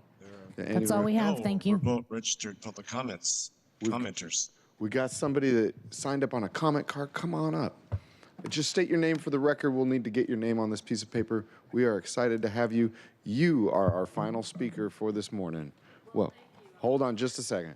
We're going to make sure your microphones are good to go. How about test it now? Test. Maybe use the taller one. Test. Jody, are the mics on or no? The mics are on. Okay, then just, as we say, Mick I Jagger. don't have a timer right now, but we'll time it. Fantastic. I'm going to time you. We started moving ahead, and we are always working here. Don't have a timer. Just 1 second.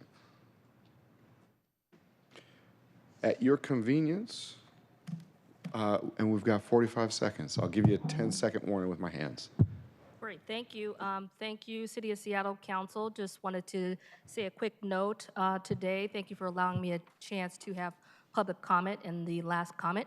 I just wanted to come here and show support for Councilmember Hollingsworth's amendment to invest in the Black community, historical Black community here in the City of Seattle. I just want everyone to know that it is important as we continue to repair the harm, as is stated, over decades and over the last couple centuries here in the City of Seattle as well as the state of Washington. My name is Katisha. I'm the founder and managing director of Urban Black. We are a mission-based real estate development company and also do historic preservation. And I just want to come and affirm and support the initiative as well. So thank you today. Thank you. And you nailed the time without even having a timer. Thank you so much. Seeing as we have no more public comment registrants present, the public comment period is now over. I will admit I skipped a section of this morning's opening where we approved the agenda. So on today's agenda, we have a number of items, and we're going to break out councilmember proposals into departments. Today is the many smaller departments, and then we will move into the other departments throughout this week. So we have the introduction and budget proposal overview, Finance General, City Budget Office, Office of the Mayor, Office of Civil Rights, Office of Arts and Culture, Office of Department of Early Learning, City Attorney's Office, Seattle Municipal Court, Office of Emergency Management, Office of Immigrant and Refugee Affairs, Office of Label Standards, Seattle Public Utilities, Office of Hearing Examiner, Seattle Information Technology Department, Seattle Department of Human Resources, Department of Finance and Administrative Services. If there's no objection, the agenda will be adopted. Hearing no objection, the agenda is adopted. Colleagues, I will say that I was pleasantly surprised with the number of people that came out to public comment today. This is demonstration that democracy is alive and well here. Democracy is healthy in the City of Seattle. We on this dais and every city employee work daily to improve and maintain our democracy, and today was a good example of that. There's so much going on in this world that today is really heartening. I'm going to take a liberty here as your chair. I'm going to read the preamble to the Constitution because that's what I was called to this morning, which is, we the people of the United States, in order to form a more perfect union, establish justice, ensure domestic tranquility, provide for the common defense, promote the general welfare, and secure the blessings of liberty to ourselves and our posterity, do ordain and establish this Constitution for the United States of America. I share those words with you today because I believe that that is our premise for the work that we are about to undertake with our city's budget in order to maintain and improve the democracy here in the City of Seattle and so for the rest of our nation. We do have good news from last week. We had a good forecast. The bad news is that council member proposals far exceed that good forecast. We cannot fund every proposal to 100%, and this includes me and my proposals today and for the rest of this week. I've done my level best to include as many of my proposed items from my proposed chair's package as possible so that colleagues, you and the public have insight into what may be included in the chair's package. As has been true every year, items can be included in the chair's package that are not presented in this section of the budget. You can see from the list of my proposals, I've over-indexed, including nearly everything that I will consider to the fully requested amount by community. But because I proposed it is not a guarantee it will be included in my package as presented this week because, again, we all have to work together to move all of our goals forward. This step in the budget process did not exist last year. This is part of the budget reform of the process. This step is added and designed to daylight councilmember proposals to increase transparency and collaboration. That means that this week our task is to work together to appropriately scale and possibly combine our efforts.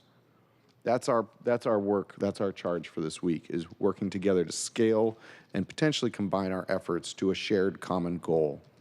I'm going to list a little bit of the operations for this week, and then we're going to jump right in. For each council member proposal, it will be read in and described by central staff. They are our fact analysts, and so it's not necessarily their job to be persuasive as much as we want them to do. That will be our job up here as the prime sponsor. And so we will have central staff present. We will have the prime sponsor have first word. We'll then have questions and answers. And then this is a step that we were also able to improve from last year. We have a new budget tracker up. It's different than what we had 2 years ago. So if public has feedback onto how it's working compared to what we had, which was award-winning previously, if you've got feedback, please let us know. Council members, at the end of each proposal, I will ask for co-sponsors. You will raise your hand on Zoom. I will call out your name. Central staff will confirm that we got that correct or not. This process is in order to move us forward and as efficiently as possible. During the last 2 sections of our budget process, it has been discussion-based. We have been discussing with departments, we have been discussing with central staff the overview and overarching and specific aspects of our budget. Today we are moving into proposals, and then next week we will have chair's package and we will be voting on amendments. From here onward in this budget process, I will be using Robert's rules in a more formal fashion than as I've been a little bit more loose, as I've been reminded that I might need to take a Robert's Rules training because I've been allowing a lot of discussion rather than facilitating the conversation. My facilitation is just that. It's in order to move us forward. So that also brings us to operational questions. I will check in with the council members that I haven't spoken to already. If this goes long, meaning that if I continue to talk for another 20 minutes, that we will either need to add time on Wednesday night or Thursday night, or we will need to add a session on Friday. We will also have public comment on Thursday morning because not all council member proposals have been published, and the public comment period of this morning was intended to speak to council member proposals. But if the public can't see those proposals, we're at odds with ourselves, which is why we have another public comment period. That will only last 1 hour.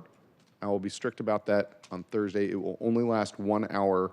And I ask the advocates who are thinking about coming to please only come if you are speaking to items that have not been published before, because again, we have a public hearing next week. Back to right now, we have the decision of do we go late on Wednesday and Thursday, or do we add Friday? I'll come and check with you. I know that I have at least one council member who thinks we should go late Wednesday, Thursday, and one who thinks we should add Friday. Today, it is 11:15 a.m. We have 2 hours until 1:15 p.m. when we need to stop for our full council meeting. If we are not completed with our agenda by 1:15 in 2 hours from now, we will break for full council in recess, and we will return 15 minutes after full council has completed. This provides the clerks, Seattle Channel, and central staff with the predictability that they need to help us move through today's agenda. Colleagues, with that, are there any questions at this time about the operations we are about to move through? I'm seeing no questions at this time, so I'm going to read all of the items into the record so that we don't have to come back to this again in the future, and then we will move. Is that all right, Jody? Are we voting on any of these items today, or No, we're ma'am. sponsoring, or no? Okay, then that's just fine. All right, so as I said earlier, we will have introduction. I am moving, well, Would you like me to read them into the record? yeah, if you want to just read everything into the record, and then we're going to turn it over to Director Noble and Calvin Chow. Items of business today, agenda items 1 through 17, which include the introduction and budget proposals overview, which includes Finance General, City Budget Office, Office of the Mayor, Office for Civil Rights, Office of Arts and Culture, Department of Education and Early Learning, City Attorney's Office and Law Department, Seattle Municipal Court, Office of Emergency Management, Office of Immigrant and Refugee Affairs, Office of Labor Standards, Seattle Public Utilities, Office of Hearing Examiner, Seattle Information Technology Department, Seattle Department of Human Resources, and the Department of Finance and Administrative Services. Thank you, Clerk Schwinn. Director Noble, Mr. Chow. Good morning, council members. Calvin Chow, Council Central Staff. And Ben Noble, Central Staff Director. I'm just going to very briefly give you lay the land for today and then the next 2 days, and then give you a hint of what follows after that. Chair Strauss has done a fair amount of that, and given time, I'm going to do this relatively quickly. So just remind you, we are working through this budget calendar, and we are now what we sort of think of as the third stage, the purple here on the calendar, a review of and discussion of council member proposals, and it'll be followed then in the next stage with the chair's balancing package, and we'll get to that later in this very brief presentation. So again, in terms of the operations today, we are going to Central Staff will come through, read the title of the CBA, perhaps offer 1 or 2 sentences of description, and then turn it over to relevant sponsor to provide further background. And then as the chair has described afterwards, there'll be an opportunity for members who are interested, who are not currently co-sponsors, to add themselves as co-sponsors. And the point of the whole exercise here is for you to each hear from your colleagues about the proposals that they have made, and it is from this group of proposals that the chair will assemble a balancing package. And again, I'll talk about the timing and the process around that in just a moment. This is the agenda for the next 3 days. Today is a smorgasbord, if you will, of a variety of departments, particularly small departments. There is some intentionality in their order. So, for instance, law is followed by the court. But as we bounce around, the city has a very diversified portfolio of activities, so there is a certain amount of incongruity there. Wednesday, a little more focused. I would note that the list here omits the Seattle Parks and Recreation, which will be presented on Wednesday. So it's just a typographical oversight. Thursday, focused on human services and public safety, and also economic development. So that's the rough calendar here. And then the next phase of this, step 4, will be the chair's balancing package, which will be presented on Wednesday. The contents will be published in advance of that. There's then public comment on Thursday. And then in response to the chair's balancing package, if you have amendments that then would need to be self-balanced, those conceptually and as well developed as they are due on by noon on Friday.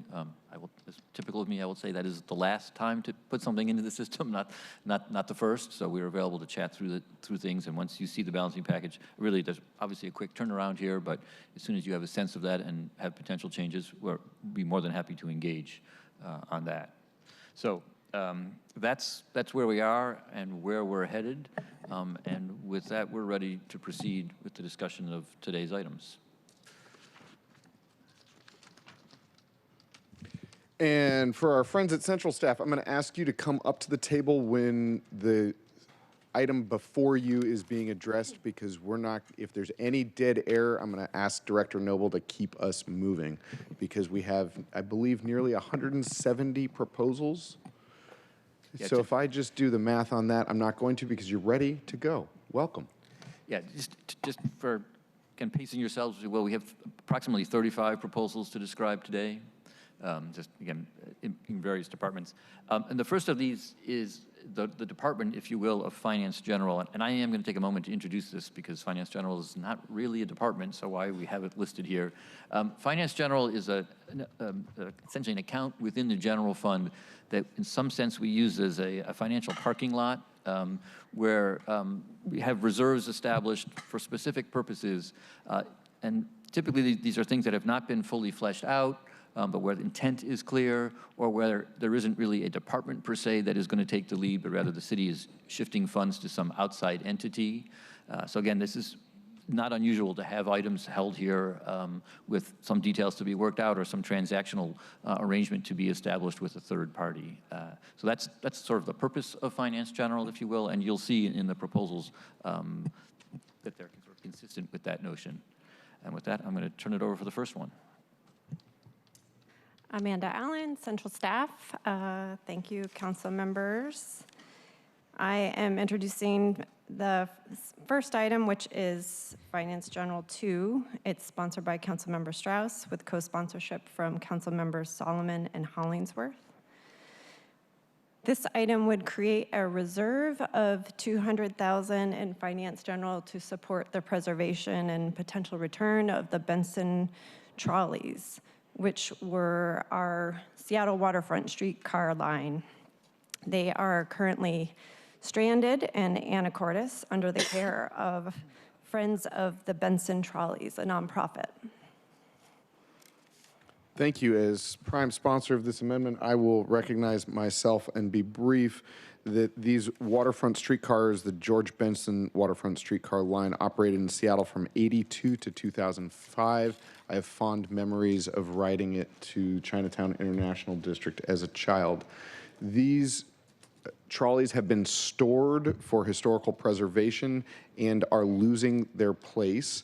So if we would like to either somehow get them back on the tracks or into MOHI, we need to assist in the next steps of them finding their new home, or they may be sold, I believe, to Tennessee.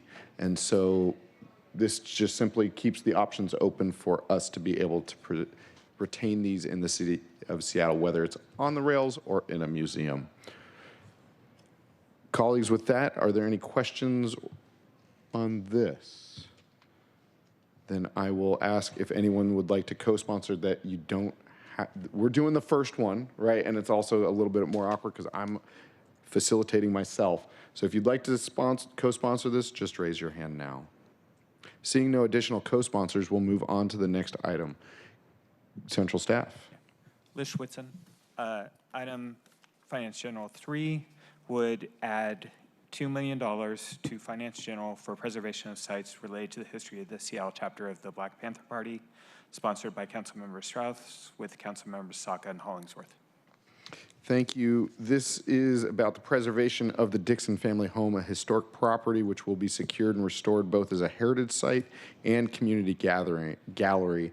By stabilizing this home and integrating it within the Heritage Trail, the city ensures the important story remains deeply rooted in the community, and these investments will create a visible, walkable, and educational experience, affirming Seattle's significant role in the national movement for justice. And we did have Mr. Dixon here today. This was a community request from Jim Buchanan that I'm happy to move forward.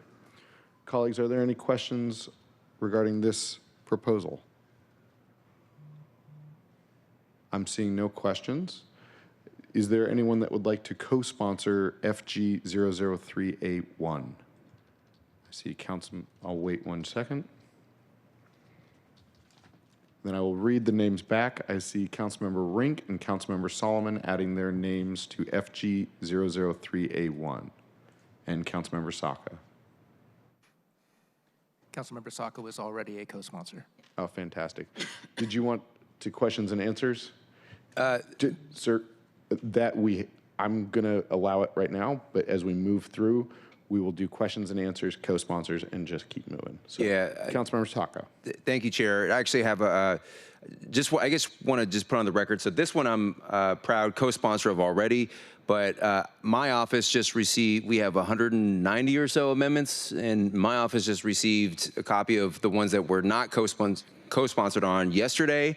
So I know we're going through this process today where we're adding our names. We just haven't had the time to vet or validate any of these, and so we'll try to entertain your request, Chair, to add verbal co-sponsorships today. But on the fly, really, but we'll obviously reserve the right to do that later. Thank you. Thank you. So I had for FG003A1, Councilmember Rink and Councilmember Solomon. Is that correct? That's correct. Thank you. We'll now move on to FG004A1. Good morning, Central Staff, Ed and Sisich. This FG004A would increase Finance General by $1.25 million to support projects and programs that help preserve the physical character, cultural heritage, and social fabric of the community formed last century in Seattle's Central District by the direct descendants of slaves, sponsored by Councilmember Hollingsworth. Thank you. Councilmember Hollingsworth, as sponsor of the amendment, you are recognized. Thank you, Mr. Chair, and I'll be brief. And thank you for Central staff for this overview. Central District isn't just a neighborhood, it's the heart of Black life in Seattle, comprised of families and community that rose from redlining and created spaces of belonging. This set of funding would continue to preserve that. One of Washington Black Heritage Society, Langston, faith-based institution, cultural centers, and the people that you saw here today to make sure that they have a dedicated funding source to continue some of the repair work that is done in their community from the wealth that was extracted. Thank you. Thank you, Councilmember Hollingsworth. Colleagues, questions on this item? Councilmember Kettle. No questions. Well, hang on. Then, any questions? And I am moving us forward quickly through the operational aspects so that we have time for discussion. So please do not feel rushed in the sections for discussion. Seeing no further questions, are there any council members that would like to add their name to FG004A1? I'm seeing Councilmember Kettle, Rivera, Rink, and Saka. Councilmembers Kettle, Rink, Rivera, and Saka. Yes, confirmed. Thank you. We will now move on to FG100A1. Good morning, committee. Tom Meixel with your central staff. FG100A1 would increase proposed appropriations to Finance General by $4.7 million general fund to increase the transfer to the Revenue Stabilization Fund to a level equal to 0.5% of 2026 proposed general fund tax revenues. Thank you. As sponsor of this amendment, I'm recognizing myself to, this was presented during council central staff analysis as part of, there was a mistake, this fixes it. We will fully fund the rainy day fund. Our other options are to change the laws that set out how we fill this fund. It's my personal opinion that we should just fund it. Any questions or questions on FG100A1? Seeing no questions, if you would like to co-sponsor FG100A1, now is the time. I'm seeing Councilmember Hollingsworth, Saka, Rink.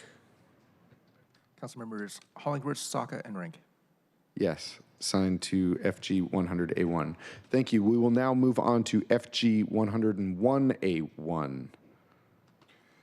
FG101A1 would increase appropriations to Finance General by a to be determined amount of general fund to create a federal response reserve. Thank you. This, as sponsor of this amendment, I will recognize myself. This is, in no other way to say it, we did not expect what was going to occur since we passed the budget last year in our need and requirement to respond to federal government withdrawal of funding and withdrawal of support. While I do not know how much exactly we will be able to put into a federal response reserve account or a federal reserve account, I do know that we need to prepare for the unknown at this time. And so this is what that fund would be so that we are able to respond to the withdrawal of federal funding in a timely manner, even though we may not know what we will face a few months down the road. Colleagues, are there any questions on this? I'm seeing no questions. Colleagues, if you would like to co-sponsor FG101A1, please raise your hand. And I'm seeing no co-sponsors at this time, so if we would like to move on to FG901A1. FG 901A1 recognizes the impacts of the general fund and other non-transportation funds from the forecast offices and city budget office October 2025 forecast update. As the Budget Committee is the sponsor of this amendment, it does as Mr. Mikesell has said. Are there any questions on this? Do not believe co-sponsors are needed or required, so we will move on to the next department, City Budget Office. We have CBO 100 SA1. CBO 100 SA1 is a statement of legislative intent that would request that central staff and CBO, the City Budget Office, collaborate to create shared and easily understood definitions of the variables and factors that contribute to the structural budget deficit in the general fund to provide a clear roadmap to fiscal sustainability.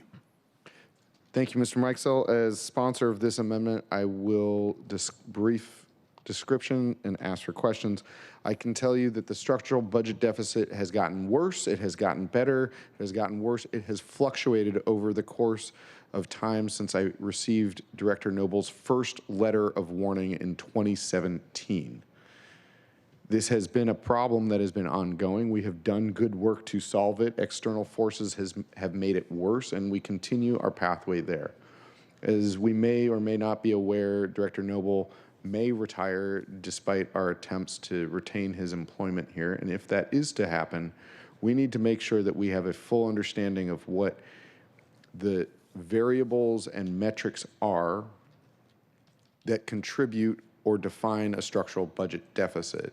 I know that it has been discussed many times over the course of many years, and this request is to have that clearly defined for all council members today and in the future. This is a request for Tom Mikesell to work with CBO jointly to define the structural budget deficit variables and metrics.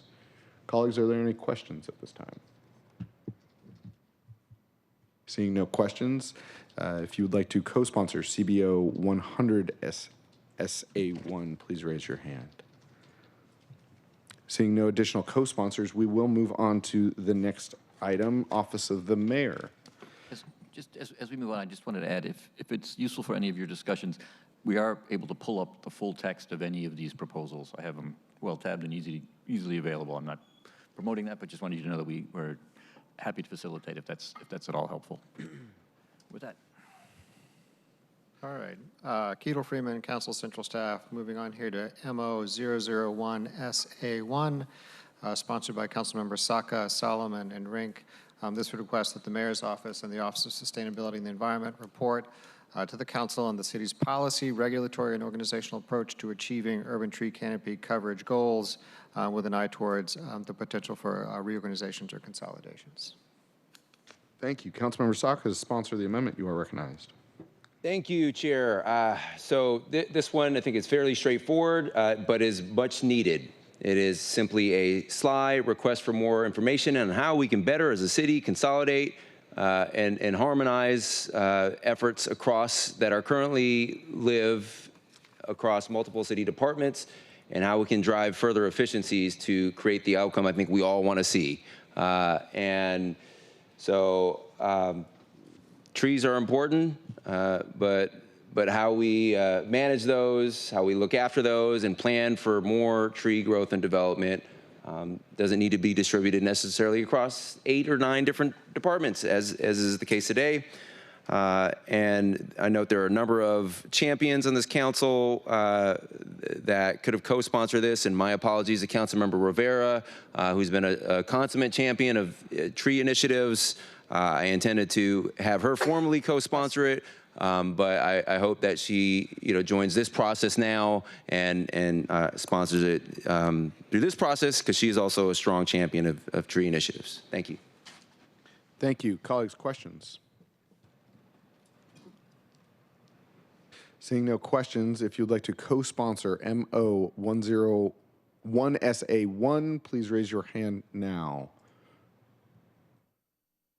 I have Councilmember Rivera, Kettle, Hollingsworth co-sponsoring MO 1 SA1. Councilmembers Rivera, Kettle, and Hollingsworth. Thank you. Moving on to the next item, MO 2 SA1. Tommaso Johnson, Council Central Staff. MO2S is a statement of legislative intent requesting that the mayor's office convene departments to study and report on noise enforcement to better address problem noise violations citywide. Sponsored by Councilmember Saka, co-sponsored by Solomon and Rivera. Thank you. Councilmember Saka has sponsored the amendment. You are recognized. Thank you, Mr. Chair. So, colleagues, this proposed slide seeks to address two primary use cases or scenarios with respect to problem noise across our city. One, excessive vehicle noise. It's afflicting communities across the city, in my own district, Elki and Harbor Avenue, but other parts of the district, I know Magnuson Park and other parts of the city as well. And then also loud and excessive noise and oftentimes amplified noise that exists on public sidewalks, principally outside of stadiums and like sports events and things like that. And we have existing codes on the books today. We have existing noise ordinance that govern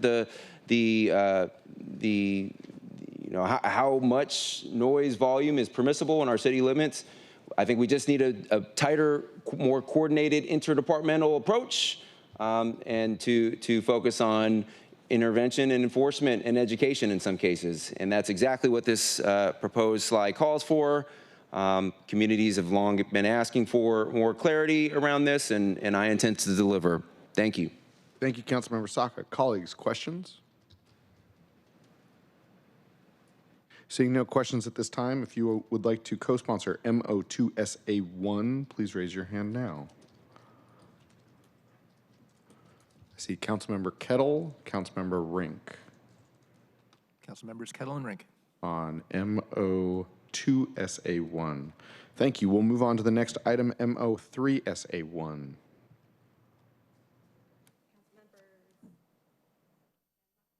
Mike, here we are. Council members, there we go. MO3S is sponsored by Councilmember Saka with co-sponsorship from Councilmembers Hollingsworth and Strauss.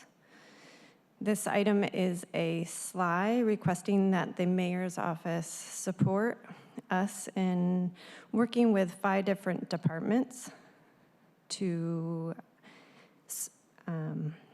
weave together their expertise in developing a comprehensive policy review on the city's approach to licensing and enforcement of unpermitted vending of food and merchandise on city streets. Thank you. Councilmember Saka is sponsor of the amendment. You are recognized.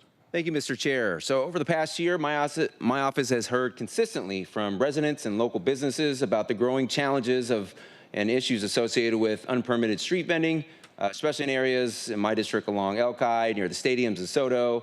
But this underlying challenge afflicts many areas of the city. This activity has become especially visible in and around major venues like Lumen Field, T-Mobile Park, and Climate Pledge Arena. Indeed, I met yesterday with the top legal and policy representatives from each of those organizations.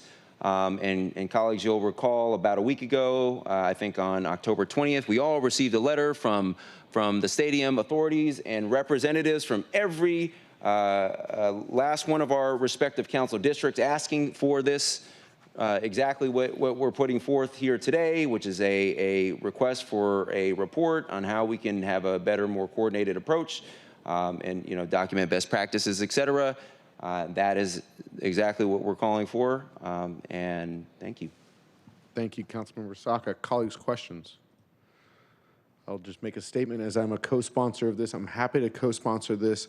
I will say that for me, the goal is having people get their licenses and to then be permitted vendors. We do not want health issues stemming from unpermitted vendors.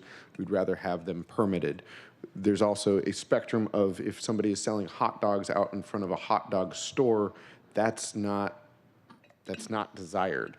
If somebody, which is the case on 105th and Aurora, is having a taco stand that has the most positive behavior that I've seen in that empty parking lot in a very long time, that's something that we want to have them come into compliance in the right way to make sure that everyone is safe. So for me, that's the genesis of this. I appreciate your prime sponsorship, Mr. Saka. Colleagues, any other questions? Seems no further questions. If you would like to sign on to MO3SA1, please raise your hand. I have Councilmember Kettle, Councilmember Solomon, Councilmember Rivera. Councilmembers Kettle, Solomon, and Rivera. On MO3SA1. Thank you. We'll now move on to Office of Civil Rights. Again, if you are a central staff analyst on the next item, I would like you at the table. Please read the next item into, we will pause, but again, please be ready at the table. We can have, you ready, Tommaso? Go, go, go. The sole item for the Office for Civil Rights is OCR 10. This is a proviso that would proviso $50,000 in the Office for Civil Rights to conduct an expanded reparations study. This amount of funding was included in the mayor's 2026 proposed budget, and the proviso would expand the scope of the work planned. Thank you. Councilmember Hollingsworth is sponsor of the amendment. You are recognized. Thank you, Chair. So thank you, Central Staff. So currently, as was stated, the Mayor's Office has set a funding aside to the Office of Civil Rights to create a report and analysis of redlining and racial discriminatory housing policies. What I'm proposing here is to expand the scope of the study to add information on all impacts of historical discrimination that have a nexus to housing. That is what the most important piece is, the nexus to housing touching in culture, community, and commerce. King County did a report a couple years ago analyzing the amount of wealth that was extracted from Black households, 5.4 to $15.8 billion. The idea is that a physical building, a roof, and housing support is definitely a big component of reparations. However, knowing how to keep a family in their home includes an understanding of the ability to thrive in that community. Thank you. Well said. Colleagues, questions on OCR 10A1? I'm seeing no questions. If you'd like to co-sponsor OCR 10A1. Looks like we've got a full gamut here. We have council members Rivera, Solomon, Rink, Kettle, Strauss on OCR 10A1. And Council President Nelson. Councilmember Juarez, I'm just going to double check. I think you're the only one. Councilmember Juarez is a co-sponsor already. That's why she doesn't have her hand up. Thank you, Mr. Chow. With that, the entire body sponsors this amendment. Yes. Confirmed. Thank you. We'll now move on to Office of Arts and Culture. And Jasmine, sorry, I thought you were presenting on the last one. Over to you, my friend. Hello, Jasmine Marwaha on your council central staff. First up for the Office of Arts and Culture, we have Arts 1A1. This CBA would increase arts by $100,000 general fund on a one-time basis for an organization that operates creative and cultural spaces serving primarily low-income artists such as Forever Safe Spaces. This CBA is sponsored by Councilmember Hollingsworth and co-sponsored by Councilmembers Rink and Saka. Thank you. Councilmember Hollingsworth is sponsor of the amendment. You are recognized. Awesome. Thank you, Mr. Chair. So Capitol Hill has shown resilience and vitality through arts. I believe it's one of the economic engines through our city. Our arts department has done a phenomenal job engaging with artists.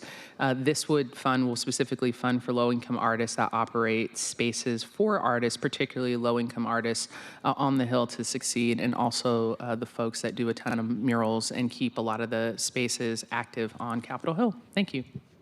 Thank you. Colleagues, questions on Arts 1A1? Seeing no questions, if you'd like to co-sponsor Arts 1A1, please raise your hand. I have Councilmembers Rivera and Kettle co-sponsoring Arts 1A1. Councilmembers Rivera and Kettle. Thank you. Moving on to Arts 2A1. Yes, Arts 2A1, the CBA would increase arts by $100,000 general fund on a one-time basis for an organization that empowers and supports Black artists, such as a Central District Forum for Arts and Ideas, to support a Black choreography showcase. This CBA is sponsored by Councilmember Rink and co-sponsored by Councilmember Solomon and Hollingsworth. Thank you. Councilmember Rink has sponsored the amendment. You are recognized. Thank you, Chair. Colleagues, since its inception in 2014, Showing Out has been the premier showcase of the Seattle Black dance choreography and has grown to encompass not just performance, but building artist community and elevating the art form through intentional mentorship and professional development for rising Black choreographers. CD Forum is a Black trans-led homegrown institution that has served the Black Central District diaspora for over 25 years. Showing Out's alumni of curators and choreographers includes local legends such as Donald Byrd, Jade Solomon Curtis, Danny Turrell, Randy Ford, and Naya Amina Minor. Thank you. Thank you, Councilmember Rink. Colleagues, questions? Seeing as we have no questions on this item, colleagues, please raise your hand if you would like to co-sponsor this item. We have Councilmembers Saka and Kettle co-sponsoring Arts 2A1. Councilmembers Saka and Kettle. Thank you. We'll now move on to Arts 3A1. Morning, HB Harper, Council Central staff. Arts 3A1 is a council budget action which would increase proposed appropriations to the Office of Arts and Culture by $500,000 general fund on a one-time basis for nonprofit theaters dedicated to film discovery and arts education, such as the Seattle International Film Festival venues, for accessibility and facility improvements. It's sponsored by Councilmember Kettle and co-sponsored by Council President Nelson and Councilmember Rink. Thank you. Councilmember Kettle, sponsor of the amendment. You are recognized. Thank you, Chair Strauss. Colleagues, we all know that the formerly known as Cinerama, SIF, downtown and uptown, are a crown jewel for our city. I just wanted to relay, 2 weekends ago, I was at SIF downtown seeing the documentary Speak about a group of young people from around the country, speech and debate, young people finding their voices. It was an incredible documentary, and it was being shown in an incredible location and venue that was remarked by these people that were coming across the city to see this documentary in that location. And I should note, too, it was supported by the Schultz Foundation. I think that we need to look to support this as a public-private. We have these different pieces coming in, but we need to ensure that we take care of this location so that in the future we don't have a situation where we may have to put even greater amounts of money in. This is about taking care of things one piece at a time. So that goes to accessibility and safety improvements. We've been doing a lot in Belltown, but we need to, to improve those accessibility and safety pieces. There's the National Film Festival for Talented Youth, for youth programming. That's really, it's part of this, is really important. And then separately, to ensure that we do have the state-of-the-art location, to have the technology and facility improvements, the IT infrastructure updates needed to ensure that it's world-class. And so with that, colleagues, I ask for your support for this amendment. Thank you very much. Thank you, Councilmember Kettle. Colleagues, questions? Seeing no questions, Councilmember Kettle, I will recuse myself from this co-sponsorship as a former Cinerama employee and actor in the Nifty Founders' first movies. Are there any other colleagues that would like to co-sponsor this item? I see Councilmember Hollingsworth adding her name to Arts 4A1. Councilmember Hollingsworth. Thank you. Moving on to Arts 5A1. I think we're still on Arts 4A1. That was Arts 3A1. Sorry about that. So I see Arts 3A1 co-sponsored by Councilmember Hollingsworth as well. We are now moving on to Arts 4A1. Sorry, I didn't mean to skip. Thank you. This council budget action would increase proposed appropriations to the Office of Arts and Culture by $1.75 million general fund on a one-time basis to stand up organizations supporting Black community festival programming like the Pacific Northwest Jazz Association. It's sponsored by Councilmember Strauss and co-sponsored by Councilmembers Hollingsworth and Saka. Thank you. As sponsor of the amendment, I'm recognized as this is a Jim Buchanan request to support Black community festivals such as Juneteenth, the Moja Fest, and as HB said, Pacific Northwest Jazz Association. Colleagues, are there questions on this item? Seeing no questions on this item, if you'd like to co-sponsor Arts 4A1, please raise your hand. I have Councilmember Solomon, Rink, Nelson, Rivera. Calling members Solomon, Rink, Nelson, and Rivera. On Arts 4A1. Thank you. We'll now move on to Arts 5A1. This council budget action would increase the Office of Arts and Culture budget by $200,000 general fund on a one-time basis for venue improvements for an organization dedicated to cultural storytelling, such as Tasvir, a nonprofit focused on South Asian film that recently purchased the former Ark Lodge Cinema building in Columbia City. It's sponsored by Council President Nelson and co-sponsored by Council members Rink and Solomon. Thank you. Council President Nelson, as sponsor of the amendment, you are recognized. Thank you. This capital funding would be essential to Tasvir, the world's only South Asian Oscar-qualifying film festival. Founded 23 years ago by two immigrant women in the wake of 9/11 to combat hate through storytelling and build bridges throughout the art world, Tasvir has become a cornerstone of Seattle's cultural landscape.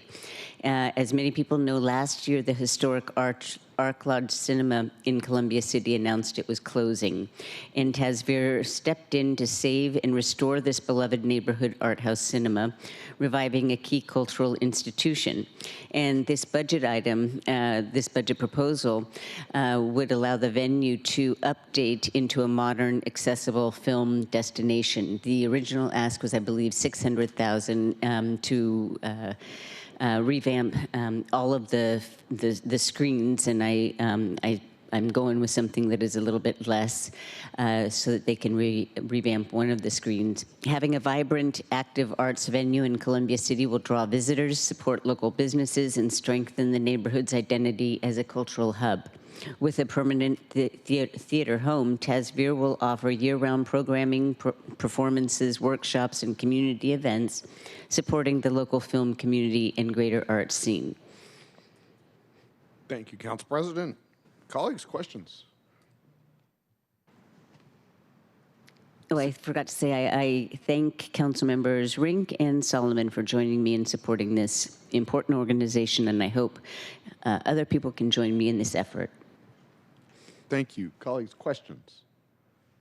Seeing no additional questions, please raise your hand if you would like to sign on to Arts 5A1. I have Councilmember Hollingsworth, Councilmember Rivera. Councilmembers Hollingworth and Rivera. On Arts 5A1. We'll now move, and Councilmember Kettle, we have on Arts 5A1, we have. Adding Councilmember Kettle. Okay, can you read everyone again? Yes. We have adding Councilmembers Hollingworth, Kettle, and Rivera. Thank you. We'll now move on to Arts 6A1. Arts 6A1 is a council budget action that would increase proposed appropriations to the Office of Arts and Culture by $90,000 general fund on a one-time basis for murals in the Ballard Brewery District as part of the Hope Corps program. It's sponsored by Councilmember Strauss and co-sponsored by Councilmembers Solomon and Hollingsworth. Thank you, HB. As sponsor of the amendment, I will speak to this. Council members, we included this in last year's budget, and I know in Capitol Hill, we also included murals, as well as Belltown has mural money as well.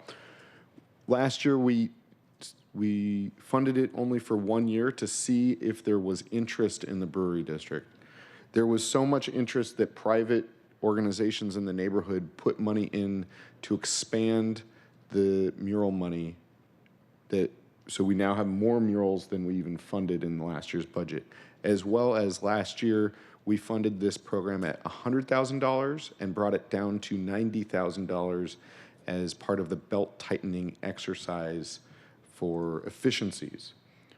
I am bringing forward this amendment at $90,000 rather than at $100,000 to continue the work that was inspired last year, because in the Ballard Brewery District, there's now a desire to have a one-weekend festival of adding a lot of murals at one time, as was done in Belltown, that has already improved the urban environment. That is the purpose of this amendment. Colleagues, are there questions? I'm seeing no questions.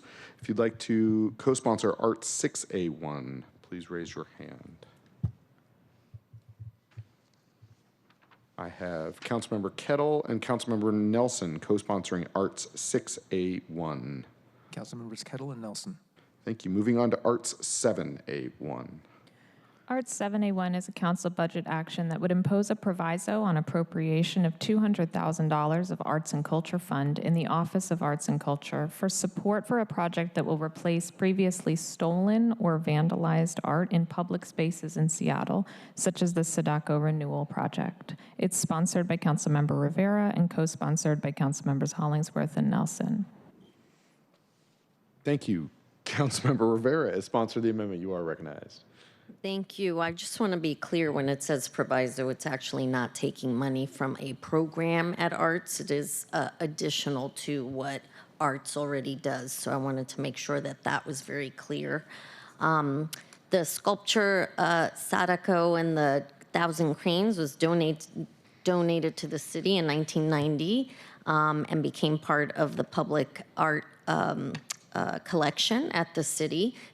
It was located at Peace Park. You've heard me talk about this for a while now, colleagues. The statue memorialized Sadako Sasaki, a 12-year-old girl who died of cancer, likely caused by the bombing of Hiroshima. The statue was internationally recognized, and visitors would hang chains of origami canes from her outstretched bronze hand.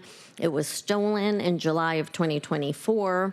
The Japanese and Quaker community immediately started determining how to replace and collected donations. The money has come from near and far, including a schoolgirl in Japan who's raised over $1,000 to donate to the project. Stories of the theft appeared in the New York Times, the Smithsonian, and news outlets in Japan. The current Japanese and Quaker-led community group called the Sadako Renewal Project has completed an artist selection process and chosen artist Saya Moriyasu from the artist pool of more than 200 artists. This renewal replacement project is expected to cost $400 to complete and install. This funding would be a match. So they would put in 200, and then we would be the last 200 in to support the installation and completion of this project. I want to thank Council members Hollingsworth and Nelson for supporting this, and I hope you all can support Japanese community in replacing this artwork. And I will readily acknowledge that the city doesn't have the funding to replace every single artwork that we own and gets damaged or stolen. This one is particularly of importance to Japanese community in town, which is why I am uplifting this one, and also being mindful of the funding restrictions we have in the city, making sure that it is set up as a match to be able to replace this really important statue to Japanese community in the city. Thank you. Thank you, Councilmember Rivera. Colleagues, questions?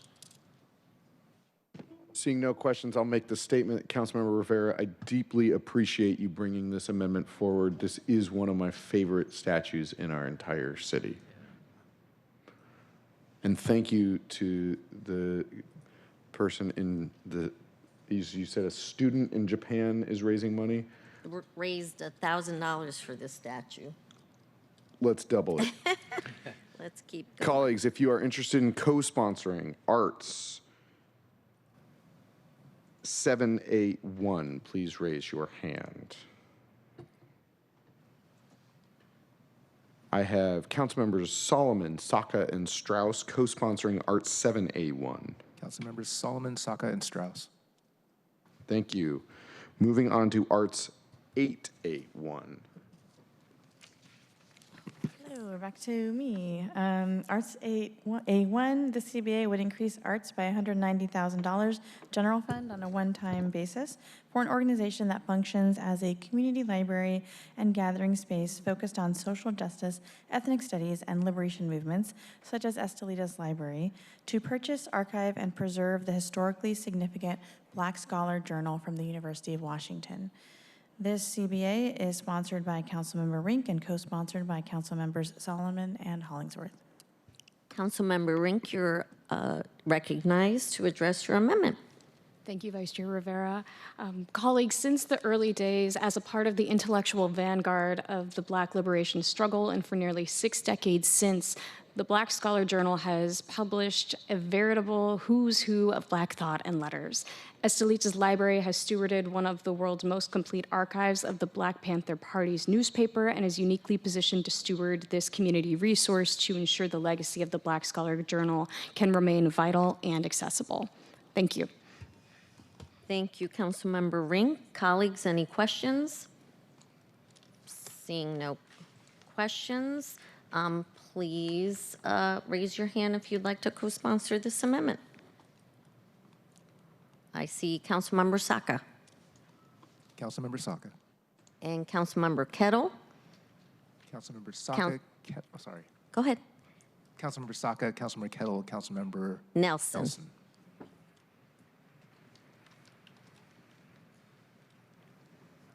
All right.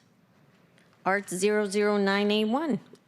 Yes, Arts 9A1, this CBA would make admission tax transfers to Seattle Parks and Recreation and the Seattle Center one time for 2026 instead of ongoing. In the 2026 proposed budget, this strand of funding totals approximately $2 million. Thank you. Councilmember Rink, you're recognized to address your amendment. Thank you. Colleagues, last year this body successfully ensured that the admissions tax remained wholly with the Office of Arts and Culture, and working with the executive devised a compromise that would allow for a portion of that revenue to fund select programs in the Parks Department and at Seattle Center in the 2025-2026 biennial budget. The intention was for this to be a one-time redirection, but my understanding is that somewhere in the process a button wasn't pushed, so this was defaulted to ongoing. And as a result, we find ourselves in year 2 of this biennial budget with that temporary redirection inadvertently made permanent due to a technical error. This CBA will not change any dollars going to parks or the center in the 2026 budget. No money is being moved. This is essentially just our body making sure that that button, so to speak, gets pushed, so we don't inadvertently permanently divert ad tax without a public legislative process directly engaging with the ordinance. Thank you.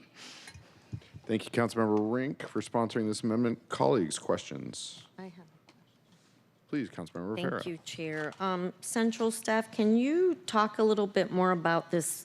I was here last year and remember this ad, but I don't remember it being as a one-time.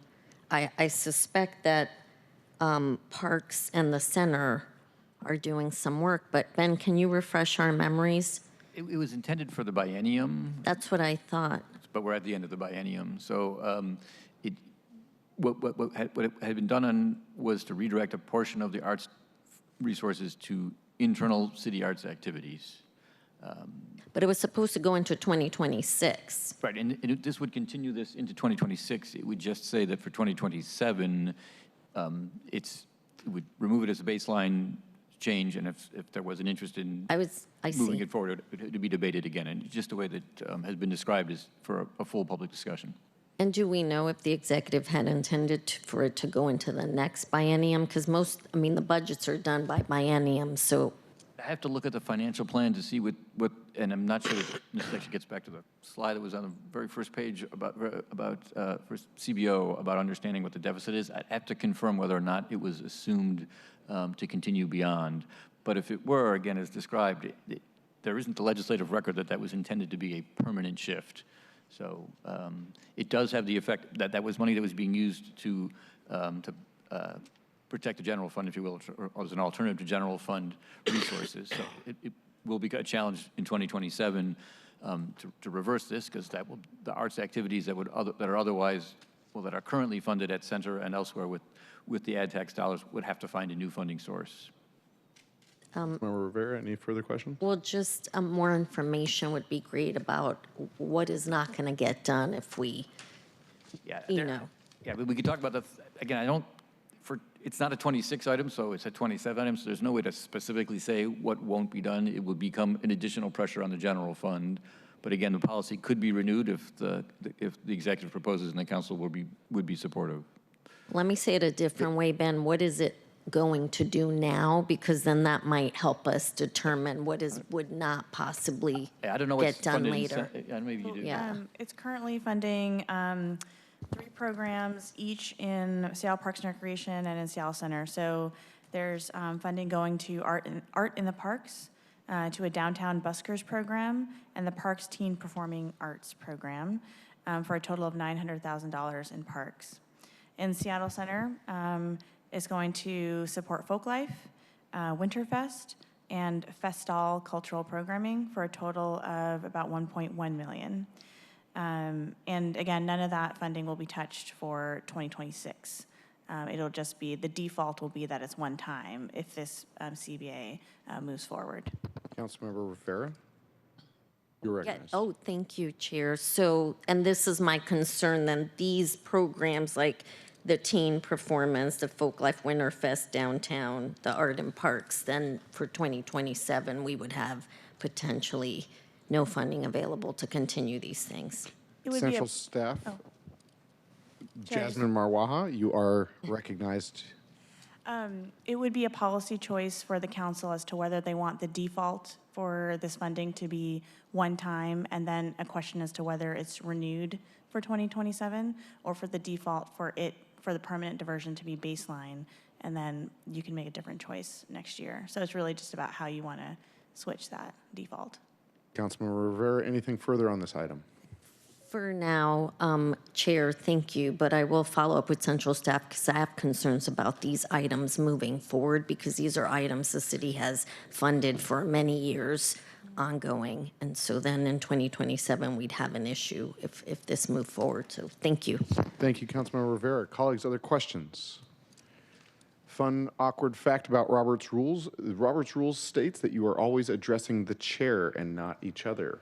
As this cheat sheet on the dais says, this is not a discussion, it is a facilitation, as the chair is not the boss, yet just a servant.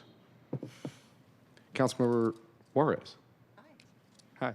Nothing further to share. I will, as a co-sponsor of this, I will share, Councilmember Rivera, your questions and discussion with central staff is exactly the reason why we need to have a longer process and a more full discussion about how these funds are used. In my humble opinion, I believe that Folklife, Winterfest, Festal are appropriate uses of the admission tax, and we need to ensure that our legislation and processes square up with what we are doing in the budget. That yet has to occur. So that's what this is about from my perspective. Colleagues, any other questions on this item? Anyone want to co-sponsor this item, which is Arts 9A1?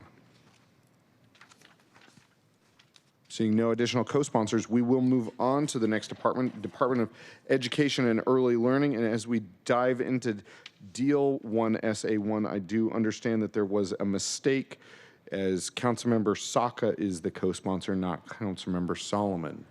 Is that correct? That is correct. So let that record reflect. With that, over to you, central staff. Yes. DEEL 1SA1. This is a statement of legislative intent that requests that the Department of Education and Early Learning incorporate council priorities that have not already been incorporated in the list of items proposed to be included in the forthcoming implementation and evaluation plan for the Families Education Preschool and Promise levy. This is sponsored by Councilmember Rink and co-sponsored by Councilmembers Strauss and Saka, with the change noted. Thank you. Councilmember Rink has sponsored the amendment. You are recognized. Thank you, Chair. So colleagues, this adds additional items signaling council priorities to help develop the I&E plan, which we will take up next year. These items include, but are not limited to, a feasibility study to explore universal citywide preschool, safety investments and restorative practices, support for foster care youth, support for public sector and information technology careers. And I want to thank Councilmembers Saka and Strauss for their co-sponsorship, and especially for Councilmembers Saka's emphasis on foster care support and universal citywide preschool. This is our opportunity as council to request that DEEL also include an explanation of whether or not and to what extent council priorities are reflected in the I&E plan. Thank you. Thank you. Colleagues, questions, discussion? Seeing no questions or discussion, if you would like to co-sponsor DEEL 1SA1, please raise your hand. Seeing no additional co-sponsors, we will move on to DEEL 2SA1. Yes. DEEL 2SA1 would request the Department of Education and Early Learning to develop specific measurable data and outcomes for programs as part of the FEP levy implementation and evaluation plan, and to provide quarterly reports regarding activities and outcomes related to FEP investments. This item is sponsored by Councilmember Rivera and co-sponsored by Councilmembers Kettle and Saka. Thank you. As sponsor of the amendment, Councilmember Rivera, you are recognized. Thank you, Chair, and thank you in advance to Councilmember Saka and Kettle for co-sponsoring colleagues this live request DEEL to develop specific measurable data and outcomes for programs as part of the FEP I&E plan, including but not limited to childcare and preschool and our K-12 investments and our school-based health centers and mental health supports, and our Seattle Promise program, which includes both the Path to UW and the Path to Trades. It would also request quarterly reports regarding activities and outcomes related to the FEP investments. Colleagues, as you know, if the FEP levy passes in the fall, then we will be looking at an I&E plan that we all get to weigh in on because we all get to pass that I&E plan. And for the investments that get included in the plan, it will be really critical to have good data and outcomes by which we can really measure whether our investments are working, and if not, gives us an opportunity to pivot to other things that might be needed in order to truly support students. And I will say that on the mental health supports, just last week, I was talking to or participating with the LOC, the Levy Oversight Committee, and some of those investments don't have the data and outcome that I really had expected that we would have and would want to have for the investment. So these are the kinds of things, the data and outcomes are really important to this work so that we know that what we are investing in is truly supporting every student across the city. So thank you and happy to answer questions. Thank you, Councilmember Rivera. Colleagues, questions, discussion? Seeing no additional questions or discussion, if you would like to co-sponsor DEEL 2SA1, please raise your hand. Seeing no additional co-sponsors, we will move on to the next item, City Attorney's Office, the Law Department. Colleagues, Law 1A1. Law 1 would increase the City Attorney's Office by $175,000 automated traffic safety camera fund to pay for law student interns to assist with contested traffic enforcement citations. There is anticipated to be an uptick in these type of citations with new cameras of this type coming online in 2026. This is sponsored by Councilmember Kettle, co-sponsored by Councilmember Hollingsworth and the Council President. Councilmember Kettle is sponsor of the amendment. You are recognized. Thank you, Chair Strauss. And I just wanted to say first, thank you to Council Members Hollingsworth and Nelson for their co-sponsorship. But in some ways, this is paired with the next one. So I also want to thank Chair Strauss and Councilmember Saka for the companion piece, if you will.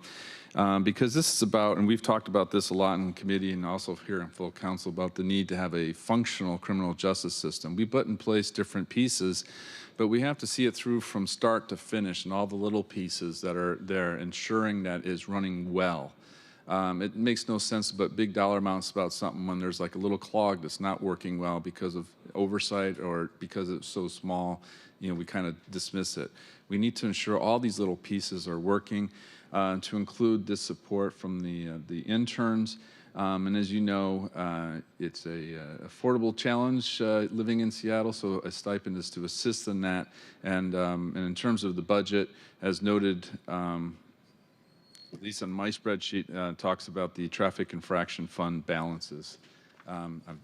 Obviously, we all actually have our own spreadsheets, apparently, so at least assisted ones. So I just wanted to, again, say thank you to the co-sponsors and for the next amendment, and I encourage you and ask for your support. Thank you very much. Thank you. Councilmember Juarez, then Council President Nelson.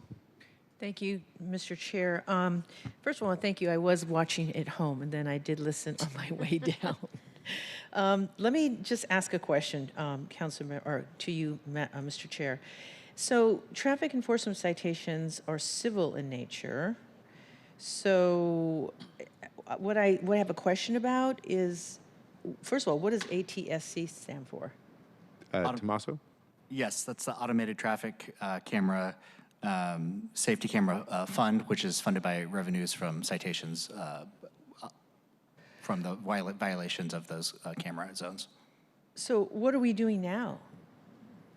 Don't we have traffic infraction cameras now for other matters, right? And people are going in there to ride when they Yes, oppose it. that's correct. This budget request is related to contested hearings, so folks who are cited via those cameras have the opportunity to contest. Law Department has stated that the interns assist with that work by work that would otherwise be done by attorneys within the city attorney's office. So this will help them mitigate that load on the attorneys so they can go about other parts of their business. So I guess I'm a little confused because I'm guessing that you don't have a lot of people that need legal counsel from the city attorney's office on a traffic infraction. Are they? And they're saying that they do? The interns in this case would be used to help represent the city to prosecute those, enforce those citations. So not as counsel for the individuals cited. I see. So the city attorney needs Rule 9 interns to help them process these cases because we believe we're going to have more cameras and they're going to have to, and they're civil, they're not criminal, they're civil. That's correct. Okay. So do we know how many they have now? I mean, is it really taking up that much? I believe that I don't have the numbers off the top of my head on the number of interns they utilize. I believe they do utilize interns now in this capacity, but they feel that adding stipends for those interns would help them grow that pool to better process the expected increase in contested hearings. Thank you. Thank you, Chair. Thank you, Councilmember Juarez.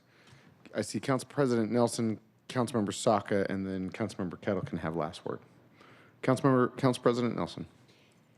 Correct me if I'm wrong, but I believe it's the issue is that these interns are not paid, and this creates a funding mechanism for the professionalization of our. I assume many of them are, well, they're in law school or maybe even pre-law, but that is the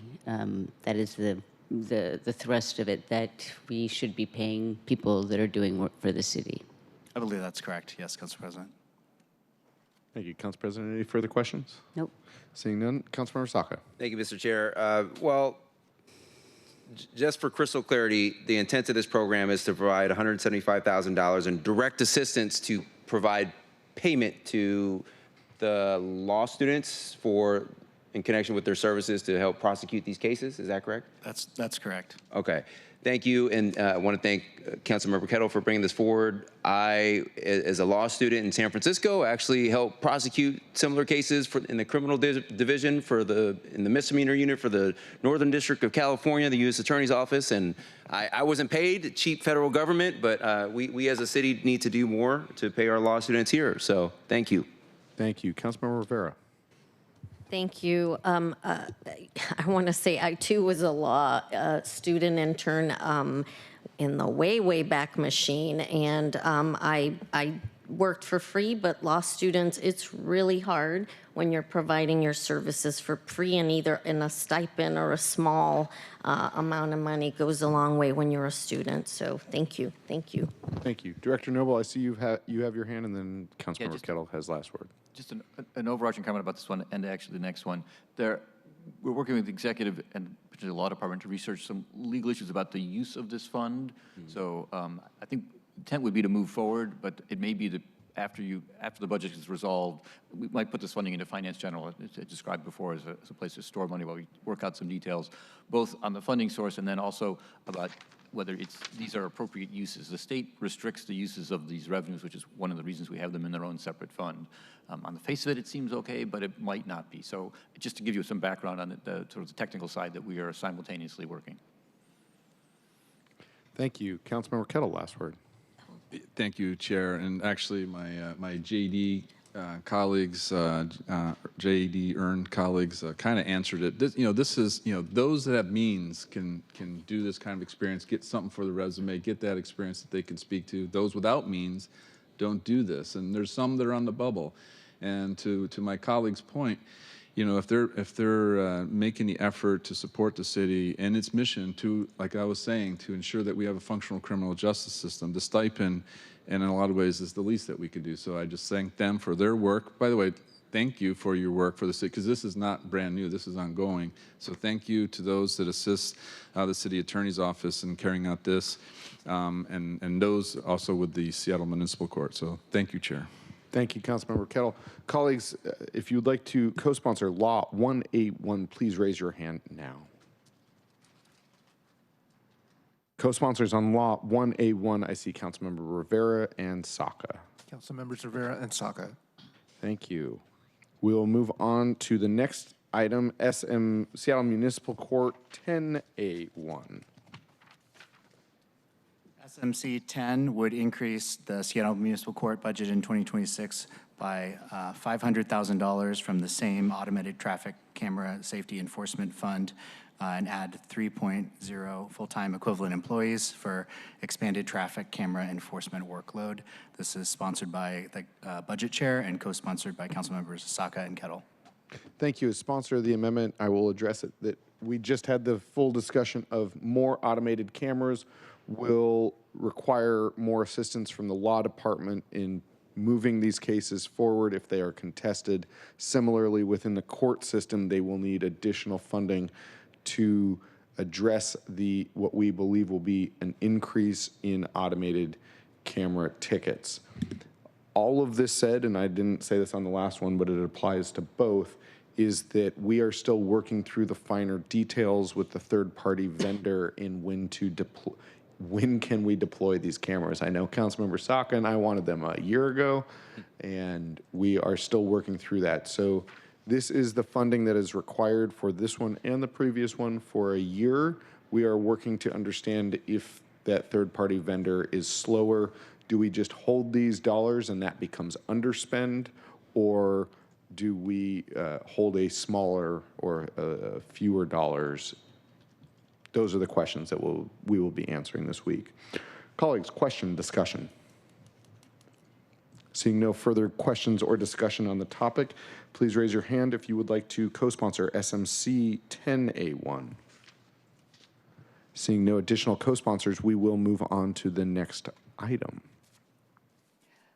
Karina Bull, Council Central Staff, OEM 1, would increase funds to the Office of Emergency Management by $400,000 on an ongoing basis for staff development, such as conferences, trainings, and hands-on learning experiences through proactive assistance to mutual aid jurisdictions that otherwise might not be able to afford reimbursement to the city for those services. This is sponsored by Councilmember Kettle and is co-sponsored by Councilmembers Hollingsworth and Strauss. Thank you. Councilmember Kettle will sponsor the amendment. You are recognized. Thank you, Chair Strauss. Thank you, Ms. Bull, for your summary, and for my co-sponsors, Councilmember Hollingsworth and you, Chair Strauss. We've been making an effort here in the council, particularly our committee, to address the challenges of the Office of Emergency Management, to raise it up. We've been doing that in terms of some of the funding, because a lot of it's been grant-based in the past, so that was a hurdle that we've been working through. So we've been working through these various hurdles because at some point it's going to be needed, from an emergency preparedness perspective, and also big incidents. And reminder, we do have FIFA World Cup coming up, which is going to be a big thing where we're going to be showing our city. So this is about the professionalization and raising the OEM in terms of its ability to get the training, and then also looking to deploy staffers to nearby or other instances so they can get that on-the-ground experience. So then when things happen here in Seattle, they're ready to go.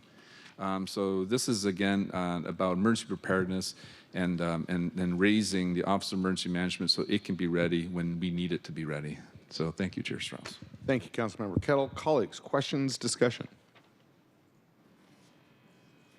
Seeing no further questions or discussion, if you would like to co-sponsor OEM 181, please raise your hand. I have co-sponsors to OEM 1A1, Councilmember Solomon and Saka. Councilmember Solomon and Saka. Councilmember Juarez. No, I was signaling somewhere down Okay, wonderful. So on OEM 181, we have Councilmembers Saka and Solomon as co-sponsors. Councilmember Juarez, do you have a point of order? No, I do not, sir. Fantastic. We'll keep moving right on to the next one. Office of Immigrant and Refugee Affairs, OIRA 1A1. Okay, Councilmembers, OIRA 1 is sponsored by Councilmember Rink and co-sponsored by Council President Nelson and Councilmember Solomon. This item makes the one-time $4 million included in the executive's budget ongoing to back various strands of investment in immigrant and refugee communities.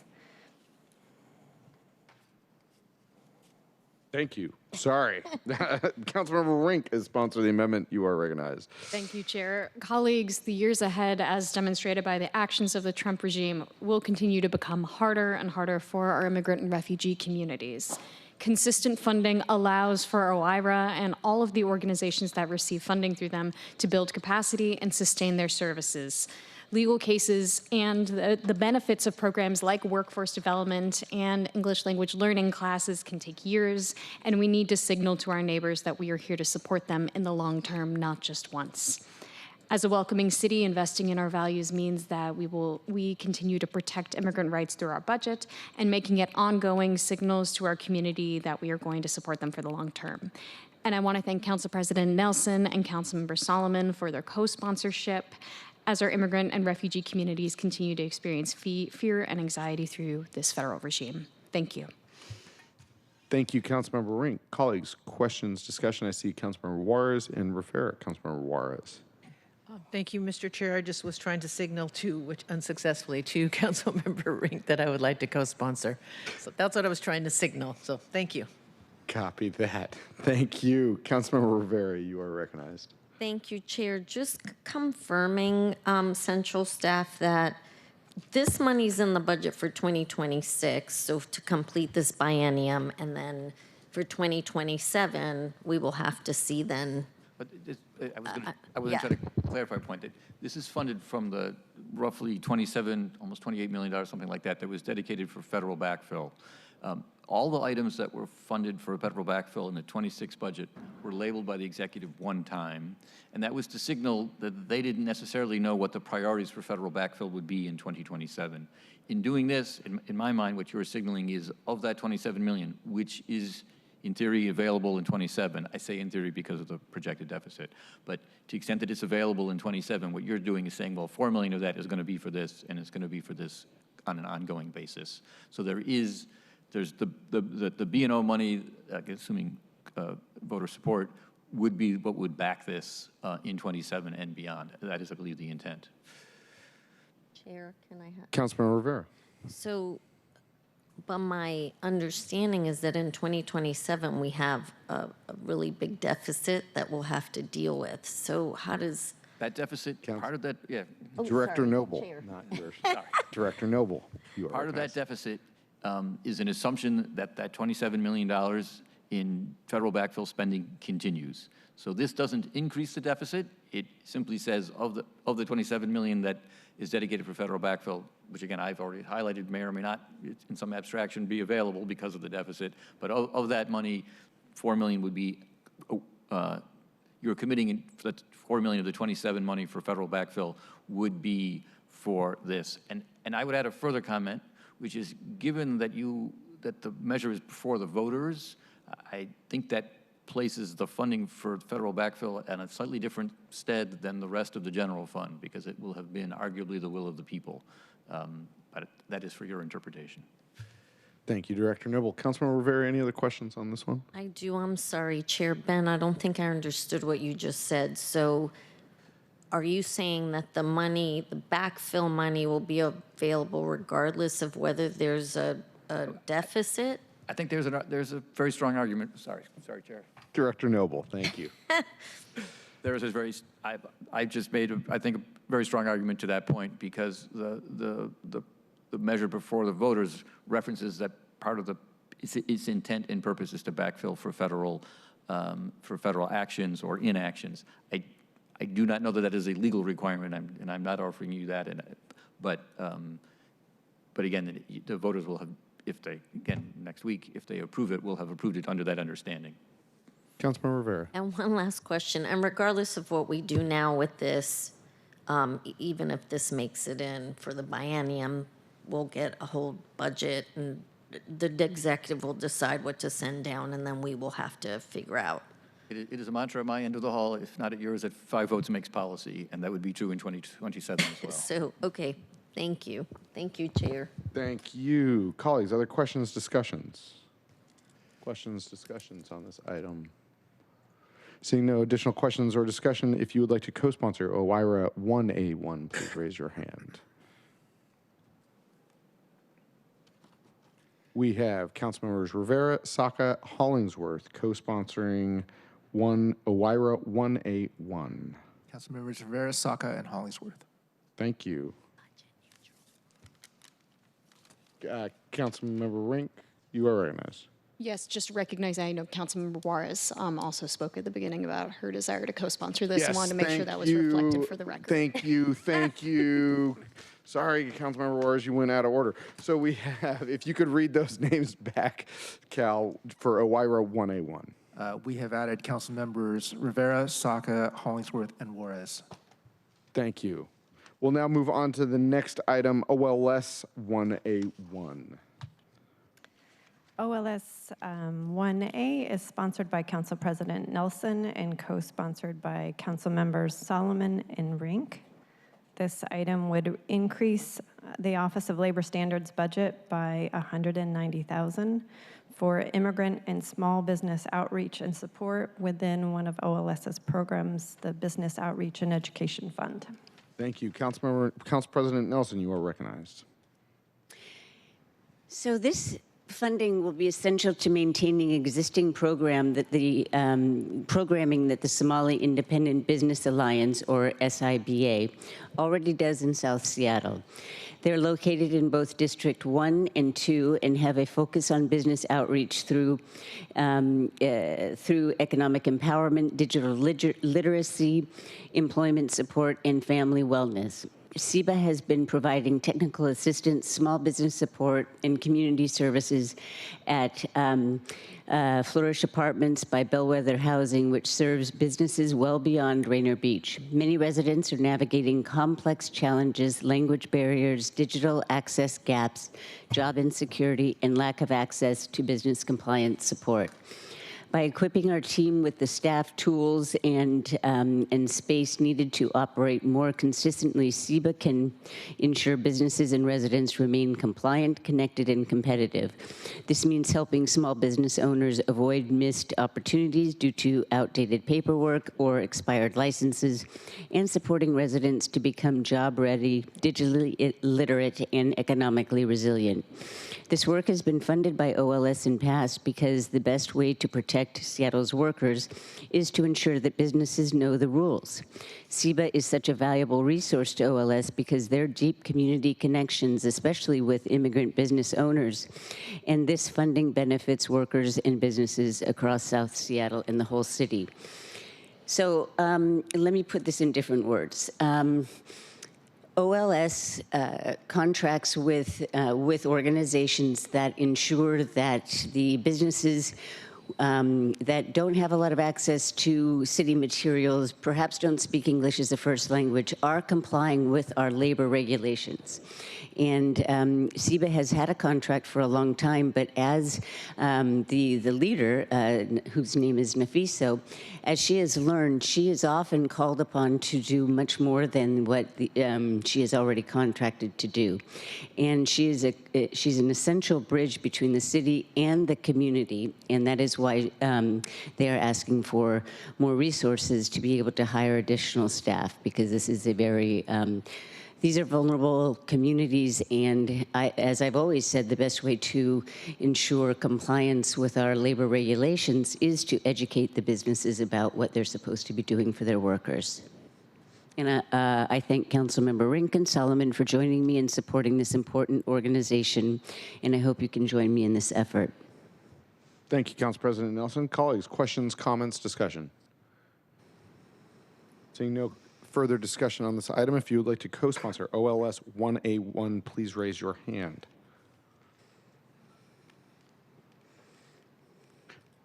Co-sponsoring OLS 1A1, I have Councilmember Saka and Kettle.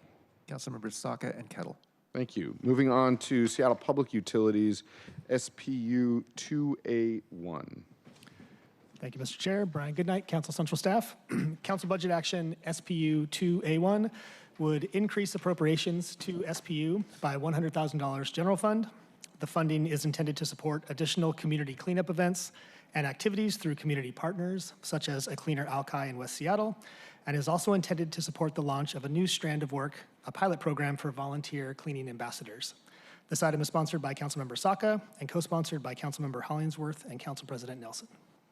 Thank you. Councilmember Saka has sponsored the amendment. You are recognized. Thank you, Mr. Chair and colleagues. This is a proposal that would fund $100,000 to provide, in essence, what is backfill funding for a Cleaner Alki. They do really highly impactful neighborhood cleanups. I mean, many were here today, including the founder, Eric Bell, talking about their work and requesting that we all support and better empower them to do more. I'm proud of, I'll say this, some additional color commentary about this specific proposal. I am proud of the range of amendments that I've personally helped champion and sponsor as a prime sponsor, and all the ones that I co-sponsored as well. There's something great about all of them. One thing, and they all serve a specific need and goal in terms of addressing a short-term, medium-term, and/or long-term need. And what I do love about this proposal is it will provide immediate and visible taxpayer return on investment. This is a 100% volunteer-powered organization. Even the founder, my understanding, doesn't even take any, a salary. This is pure volunteer-driven, is purely heart-driven. And it would also expand neighborhood cleanups in 3 commercial cores of West Seattle: the Admiral Junction, West Seattle, or Admiral Junction, Alaska Junction, and Morgan Junction. But they also operate in other areas of the city as well, primarily south of the Ship Canal. So, such a cool organization. I can't sing their praises enough. And that is all I have. Thank you. Thank you, Councilmember Saka. Colleagues, questions, comments, discussion on this item? Seeing no further discussion, council members, if you would like to co-sponsor SPU 2A1, please raise your hand now. Co-sponsoring SPU 2A1, I have Councilmember Rink. Councilmember Rink. Thank you. We'll now move on to SPU 4A1. Thank you. Council Budget Action SPU 4A1 would increase appropriations in SPU by $100,000 general fund on a one-time basis for the purchase of 1 shower trailer for the public hygiene program. The program currently rents one of its 3 shower trailers, and this funding is intended to replace the annual rental costs with a one-time purchase. This item is sponsored by Councilmember Strauss and co-sponsored by Councilmembers Saka and Hollingsworth. Thank you, Mr. Goodnight. As sponsoring the amendment, I will recognize myself. There are a number of different overlapping layers in this amendment. First of all, today we are going through a process in budget that we didn't have last year as part of the process reforms of budget. This item before us is a content reform of budget that stops an ongoing cost and makes it a one-time cost. Therefore, we are expending fewer dollars over the long run. The other layer that this proposal is regarding public hygiene. There's been a long quest, and I have been on the quest as well, to have more publicly available hand washing and drinking stations throughout the city. This program has run into many barriers, oftentimes because the wastewater from these hand washing or drinking fountains must be plumbed into the sewer system. We're not going to spend our collective time together going down that tunnel. But all to say, shower trailers are a way that we are able to provide public hygiene in a way that is cost effective and doable today, not a dream of tomorrow.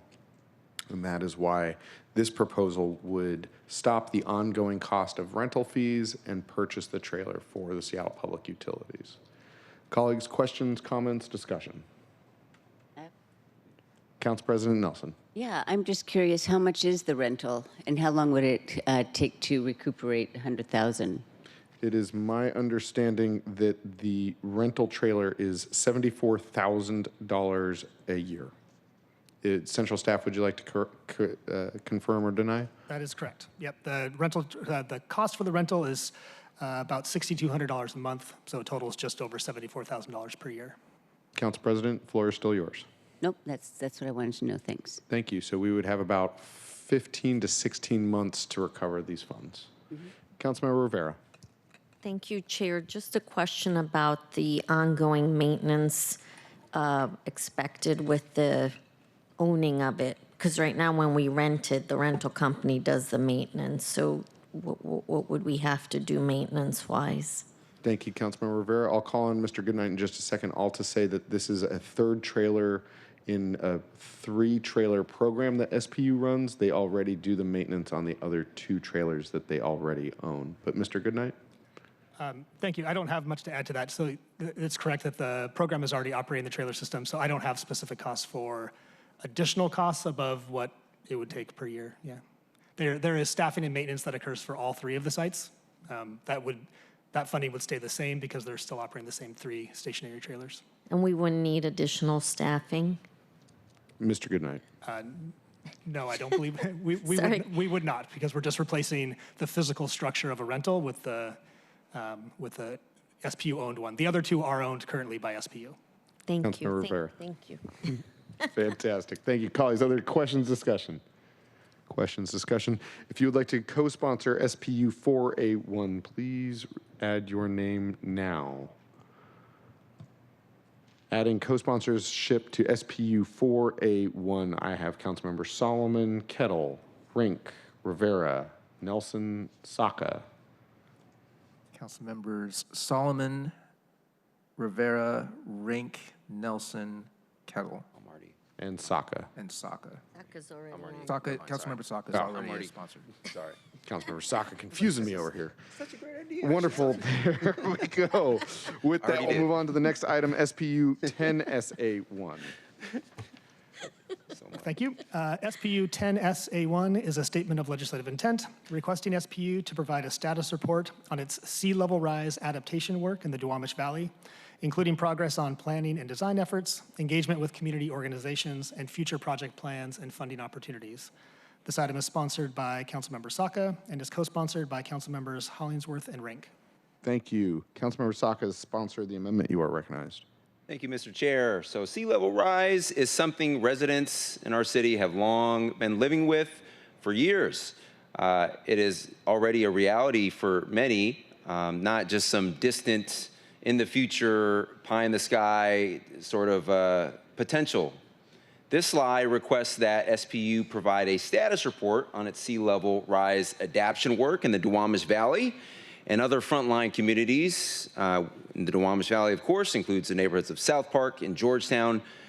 This proposed report or slide requesting the report would include updates on planning and design, engagement with community organizations like the Duwamish River Community Coalition, and future project and funding opportunities.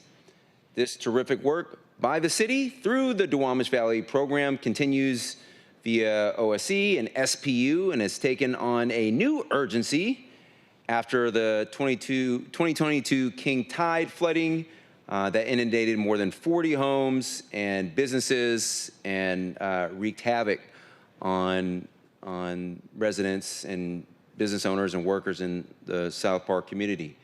So super cool slide, and that is all from my perspective. Thank you. Super cool, technical term. Thank you, Councilmember Saka. Colleagues, questions, discussion? And Councilmember Saka, I'll work with you to see if we might expand it beyond just the Duwamish Valley, as there are other areas subject to sea level rise. But your point is well taken and connected to the former item, which the SPU's shower trailers were deployed at that event in 2022. So I'm here for it. I think that this is a very good idea. Colleagues, if you'd like to add your name to this co-sponsorship of SPU 10SA1, please raise your hand now. I have council members Kettle and Strauss adding their names to SPU 10SA1. And Councilmember Rivera. Council members Kettle, Strauss, and Rivera. Thank you. We'll now move on to SPU 12SA1. Council members, I'm Eric McConaughey on your Council Central staff. This SLI, Statement of Legislative Intent, would request that Seattle Public Utilities report on rate impacts of expanding eligibility and participation in utility discount programs and assistance programs of both Seattle Public Utilities and Seattle City Light. The primary sponsor of this is Chair Strauss, co-sponsored by Council members Juarez and Rink. Thank you, Eric. And I know that, well, I'll start by saying is there was only room for 3 sponsors, and Councilmember Hollingsworth has been incredibly important in the work to analyze the improvements that we need to make to the utility discount program. We are far enough, and Councilmember Juarez has been championing this since before I ever stepped foot in City Hall. And so we appreciate everyone's commitment along many years to understand what is the right balance for the threshold that allows somebody to sign up for a utility discount program, and how do we create a step down spectrum rather than a cliff of ineligibility so that more people who are on the margins are able to receive the benefit from the utility discount program. And then on the other side, that we do not hit the system at one time with a spiked rate to offset that discount program. All of this said is I believe that we're quite close to coming to the next steps, and this statement of legislative intent would provide additional information to help us reach the legislative goal.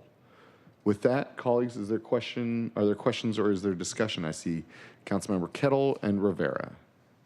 Thank you, Chair Strauss. I co-serve on the Regional Water Quality Committee with Councilmember Hollingsworth, focus on the SPU, but I'm also aware, particularly in District 7, of the challenges that Seattle City Light is facing, and so therefore the utility rates and the impact it's going to have on those two. And so I second the points you were just making, and then Councilmember Hollingsworth related to this topic.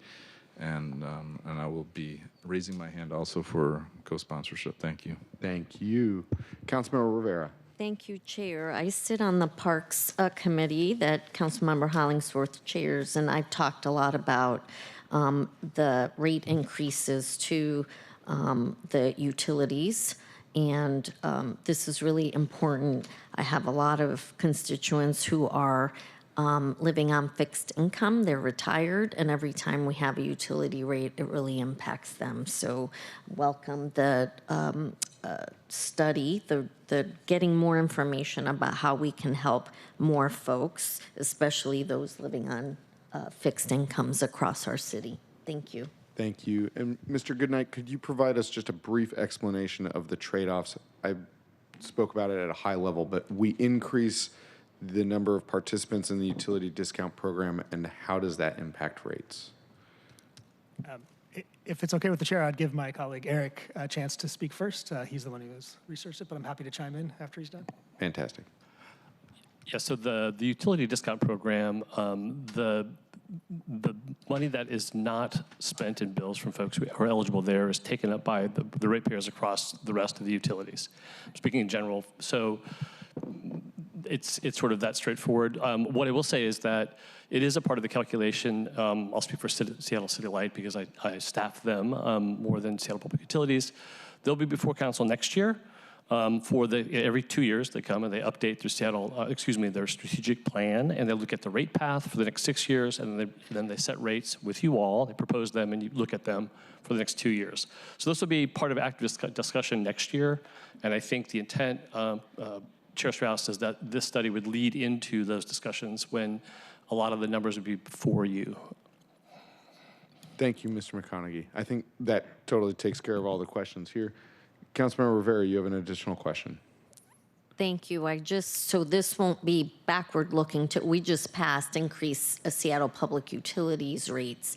And I had concerns then about the folks living on fixed income and, we have limited ability to help folks because of the income. They fall right above the mark where you are not eligible, and that's why I was interested in looking at how can we either expand the eligibility or what can we do to help these folks that are living on fixed income, particularly when their property taxes are also increasing. It's just it is difficult for them to be able to stay in their homes. Mr. McConaughey or Goodnight, any additional comments? Sure. Thank you, Chair. So this wouldn't be backwards looking in the sense that the utility program is something that customers can enroll in right now. So unlike Seattle City Light, which has their rates on a different 2-year cycle, SPU considers one of their 3 lines of business every single year. So it's always an SPU rate year. So I think it would just be forward looking. Yeah. Great. Thank you. Thank you. Chair. Colleagues, any further discussion or comments on this item before us right now with the utility discount program? Seeing none, if you would like to co-sponsor SPU 12SA1, please raise your hand now. We have Councilmember Saka, Hollingsworth, Rivera, Kettle, Solomon. Councilmembers Saka, Hollingsworth, Rivera, Kettle, Got me. and Councilmember Juarez was already a co-sponsor. I know. And Solomon and Nelson. So I think we've got a full, I think everyone's on board. So we've got Councilmembers Saka, Hollingsworth, Rivera, Kettle, Solomon, Nelson. That is everybody. That is everyone. Everyone loves this idea. Yes, we do. Yeah. Super cool. Sure. Thank you. With that, we'll move on to the next item. We have four or five items left and 20 minutes until we have the hard stop to start full council preparations. With that, we have Office of Hearing Examiner. Ketel Freeman, Council Central Staff. Action HXM 001A, sponsored by Councilmember Strauss and co-sponsored by Councilmembers Solomon and Nelson, would increase appropriations to the Office of the Hearing Examiner by $543,000 of general fund in 2026 for replacement of the electronic case management system, which is at the end of its useful life. This is a partial payment on a total cost of $1.5 million, which would be spread over 3 years. Thank you, Mr. Freeman. Noting that this is a $1.5 million request that is spread over the course of 3 years. It is my understanding that the hearing examiner continues to back up their database with paper copy because it has shut down a number of times. The hearing examiner is crucial to our work in the legislative department by making judicial decisions that help us with our quasi-judicial role here at the City Council, as well as hearing the cases that are created by legislation that we have passed. So they are able to resolve issues and provide us direction here at the Seattle City Council. The backbone of that is a computer system that works. Colleagues, questions, comments, discussion? Seeing none, if you'd like to co-sponsor HXM 1A1, please raise your hand. Adding Councilmember Kettle to HXM 1A1. Councilmember Kettle. Thank you. Moving on to Seattle IT, we have ITD 10SA1. Thank you, Chair. ITD 10SA1 is a statement of legislative intent that would request that Seattle IT provide quarterly reports on the usage of artificial intelligence, or AI, across city departments, including pilot projects and integrations into existing technologies. Additionally, the reports are requested to include the financial costs of initiatives and lessons learned from prior projects. This item is sponsored by Councilmember Rink and is co-sponsored by Councilmembers Saka and Solomon. Thank you. Councilmember Rink is sponsor of the amendment. You are recognized. Thank you, Chair. Colleagues, I know when we were having our discussion with as it related to the AI investments for SDCI, we had a robust discussion about the use of AI and its future at the city. So we know that AI is a tool that has gained a lot of traction recently. While some functions can be used to make work easier, we are aware that there have also been a number of issues and challenges that have been raised, as well as other implications as it relates to city work that should be considered when we're using public tax dollars on new emerging technologies. And so this report is to request more information looking at Seattle IT's budget for AI. Thank you. Thank you, Councilmember Rink. Colleagues, discussion on ITD 10SA1. Council President Nelson. I think this is good information to gather. But I'm wondering who is going to write the. Will you help write? I would like to know who will help write the parameters of the report, because I do also think that it's important for us to know what opportunities we're missing out on by not using AI in certain applications that could help us in really complex problems such as permitting or homelessness. I went to the Bloomberg City Lab conference last year and heard of what other municipalities were doing with AI, and it was really impressive. So I would just like to make sure that this gives us a, maybe it could be a report that also talks about what applications Seattle IT has considered for use of AI to make our response as public servants more robust to our constituents. Thank you. Mr. Goodnight. Thank you. Council President Nelson, I think this series of reports and the request would provide that opportunity. So the idea is there's some budget that is being proposed in the year-end supplemental for 2025 that would carry over to 26, and there's a couple distinct proposals in the proposed budget.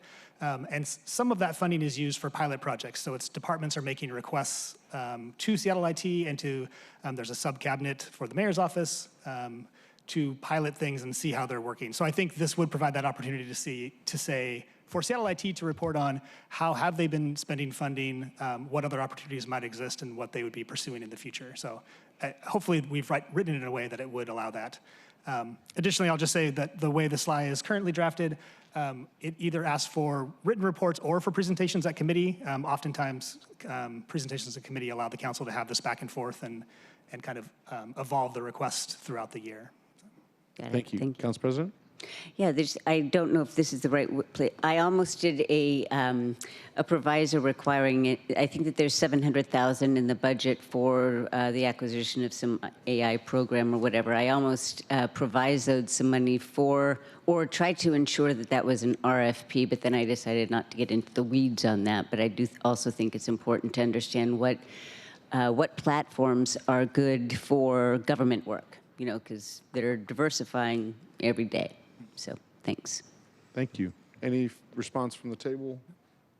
Colleagues, further discussion or comment on ITD 10SA1? Seeing no further discussion or comments, if you'd like to co-sponsor this ITD 10SA1, please raise your hand now. I have Councilmember Kettle, Nelson, adding their name to ITD 10SA1. Councilmembers Kettle and Nelson. Thank you. Moving on to our next item, we have Seattle Department of Human Resources, SDHR 1SA1. SDHR 1S is sponsored by Councilmember Strauss with co-sponsorship from Councilmembers Hollingsworth and Kettle. This CBA is a SLI that builds off of a SLI response that Council received this year and requests that SDHR create more strands of programming for city employees subject to layoff.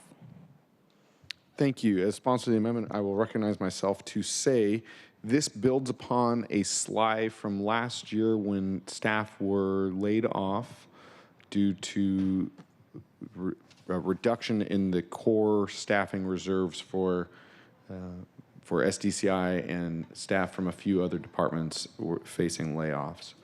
The SLI last year set forward a couple recommendations. Colleagues, I would put this forward as legislation, as a resolution. However, I've requested that we limit the number of council-generated pieces of legislation this year, so because there is a fair amount more uncertainty with the budget over the next few weeks than last year, just to say that there are a couple items on the ballot that will make our job easier or more difficult next week. That said, I have changed my desire to have a piece of legislation and provided it as a SLY because I would like SDHR to implement the changes that we identified through last year's SLY. With that, colleagues, questions, discussion? Seeing no further questions, discussion, if you'd like to co-sponsor SDHR 1SA1, please raise your hand now. Seeing no additional co-sponsor, Councilmember Saka, is that a co-sponsorship? We have Councilmember Saka co-sponsoring SDHR 1SA1 and Councilmember, all right, I'm gonna pause. Are there any additional co-sponsors to SDHR 1SA1? I have Councilmember Saka and Rink co-sponsoring SDHR 1SA1. Saka and Rink. Thank you, and that does bring us to our final item. We will have a little bit of good of the order before this, after this item and before we adjourn. With that, FAS 1A1. For the record, Ed Insisich with Central Staff. FAS A1 would increase appropriations in Finance and Administrative Services by $70,000 to install micro-mobility charging stations at City Hall, Seattle City Hall. In this case, electric bicycle and additional portable electric wheelchair charging stations. Thank you. Councilmember Saka, as sponsor of the amendment, you are recognized. Thank you, Mr. Chair. Colleagues, electrification and micromobility are important for both the environment and to help boost accessibility for all. Micromobility investments reduce carbon emissions and congestion. They improve public health and enhance travel flexibility. I had as a proud softball dad, I was traveling the state earlier this summer for my daughter's softball tournament, and was popping in the various city halls of the towns that I was visiting, including Vancouver City Hall. And I was amazed to see in Vancouver City Hall bike charging infrastructure. They're open in the lobby, in the foyer area. Available and accessible for all city employees, members of the public coming down to testify at City Hall, et cetera. And by golly, if Vancouver City Hall can have this kind of cool infrastructure, we certainly can and must here in the city of Seattle. My understanding is that we have a limited number of wheelchair chargers as well for electric wheelchairs. And so this would add one or two more, and in addition to net new bike charging infrastructure, we just need to make sure it is placed in smart locations and accessible locations for not just for city employees, but members of the public. But that is the essence of this proposal. Another super cool one. Thank you, Councilmember Saka. Colleagues, questions, discussion? Councilmember Rink. Thank you, Chair. I didn't realize we had these kind of chargers in City Hall. Does anyone know where they are? They are. Eden. They are by the Night Landis entrance, right by the bathroom there. And there's a big sign actually posted that says there are electric wheelchair chargers available for public use. Councilmember Rink. Thank you, Chair. No, that is, I should be more mindful and look around. I'm going to go check them out during the break. No, thank you. This is really important, particularly for accessibility access. Thank you. Thank you. Colleagues, further discussion? I see Councilmember Saka has something to add, and I will just say that your trip to Vancouver, Washington, and bringing this information back was great. Vancouver, Washington has a wonderful new waterfront. They're surpassing Portland of the state to the south of us, but not quite better than our own Seattle waterfront. So with that, Councilmember Saka. Thank you, Mr. Chair. It is a beautiful waterfront, and I checked it out specifically at your suggestion, and I can attest to that, but not as pristine as our own. But yes, for clarity, there is an existing limited number of electric wheelchair chargers, as was noted. And so this proposal would add more, but more importantly, add net new, just to clarify, also add net new electric bike charging infrastructure. Thank you. Thank you, Councilmember Saka. Colleagues, if there's no further discussion on this item, please raise your hand if you would like to co-sponsor FAS 1A1. I have Councilmember Rink adding her name to FAS 1A1. Councilmember Rink. Thank you. Colleagues, that does bring us to the end of the presentation today. Congratulations. I will just tell you, I didn't know how today would go because we didn't do this process last year and we had way more public commenters than I expected. This is a good thing. We had more public comment today than we did at the last public hearing.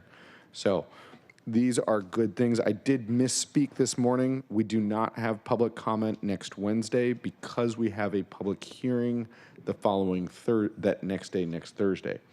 At that public hearing, we will break it out into virtual and in-person public comment like we did at the last public hearing. We will have more than a minute, but likely less than 2 minutes. We will meet again tomorrow, October 29th at 9:30, and on October 30th at 9:30 to discuss the additional budget actions proposed by council members. Only written public comment will be accepted tomorrow. We will have public comment for 60 minutes tops on Thursday so that the public can comment on council budget proposals that have not been published yet today. That said, as we have about 52 minutes until full council meeting, if you have a preference on meeting going long Wednesday and Thursday or adding Friday, please let me know between now and full council. If we keep on track like we did just now, we could get through this quite quickly. But if there's further discussion, it might go longer. I want to both be efficient with the time we have together and also leave room for a full discussion. So with that, colleagues, are there any questions or comments before we close? I see Clerk Schwinn. No, nothing from you. Anything from central staff? Nothing from the colleagues. With that, we thank you for attending. We are adjourned.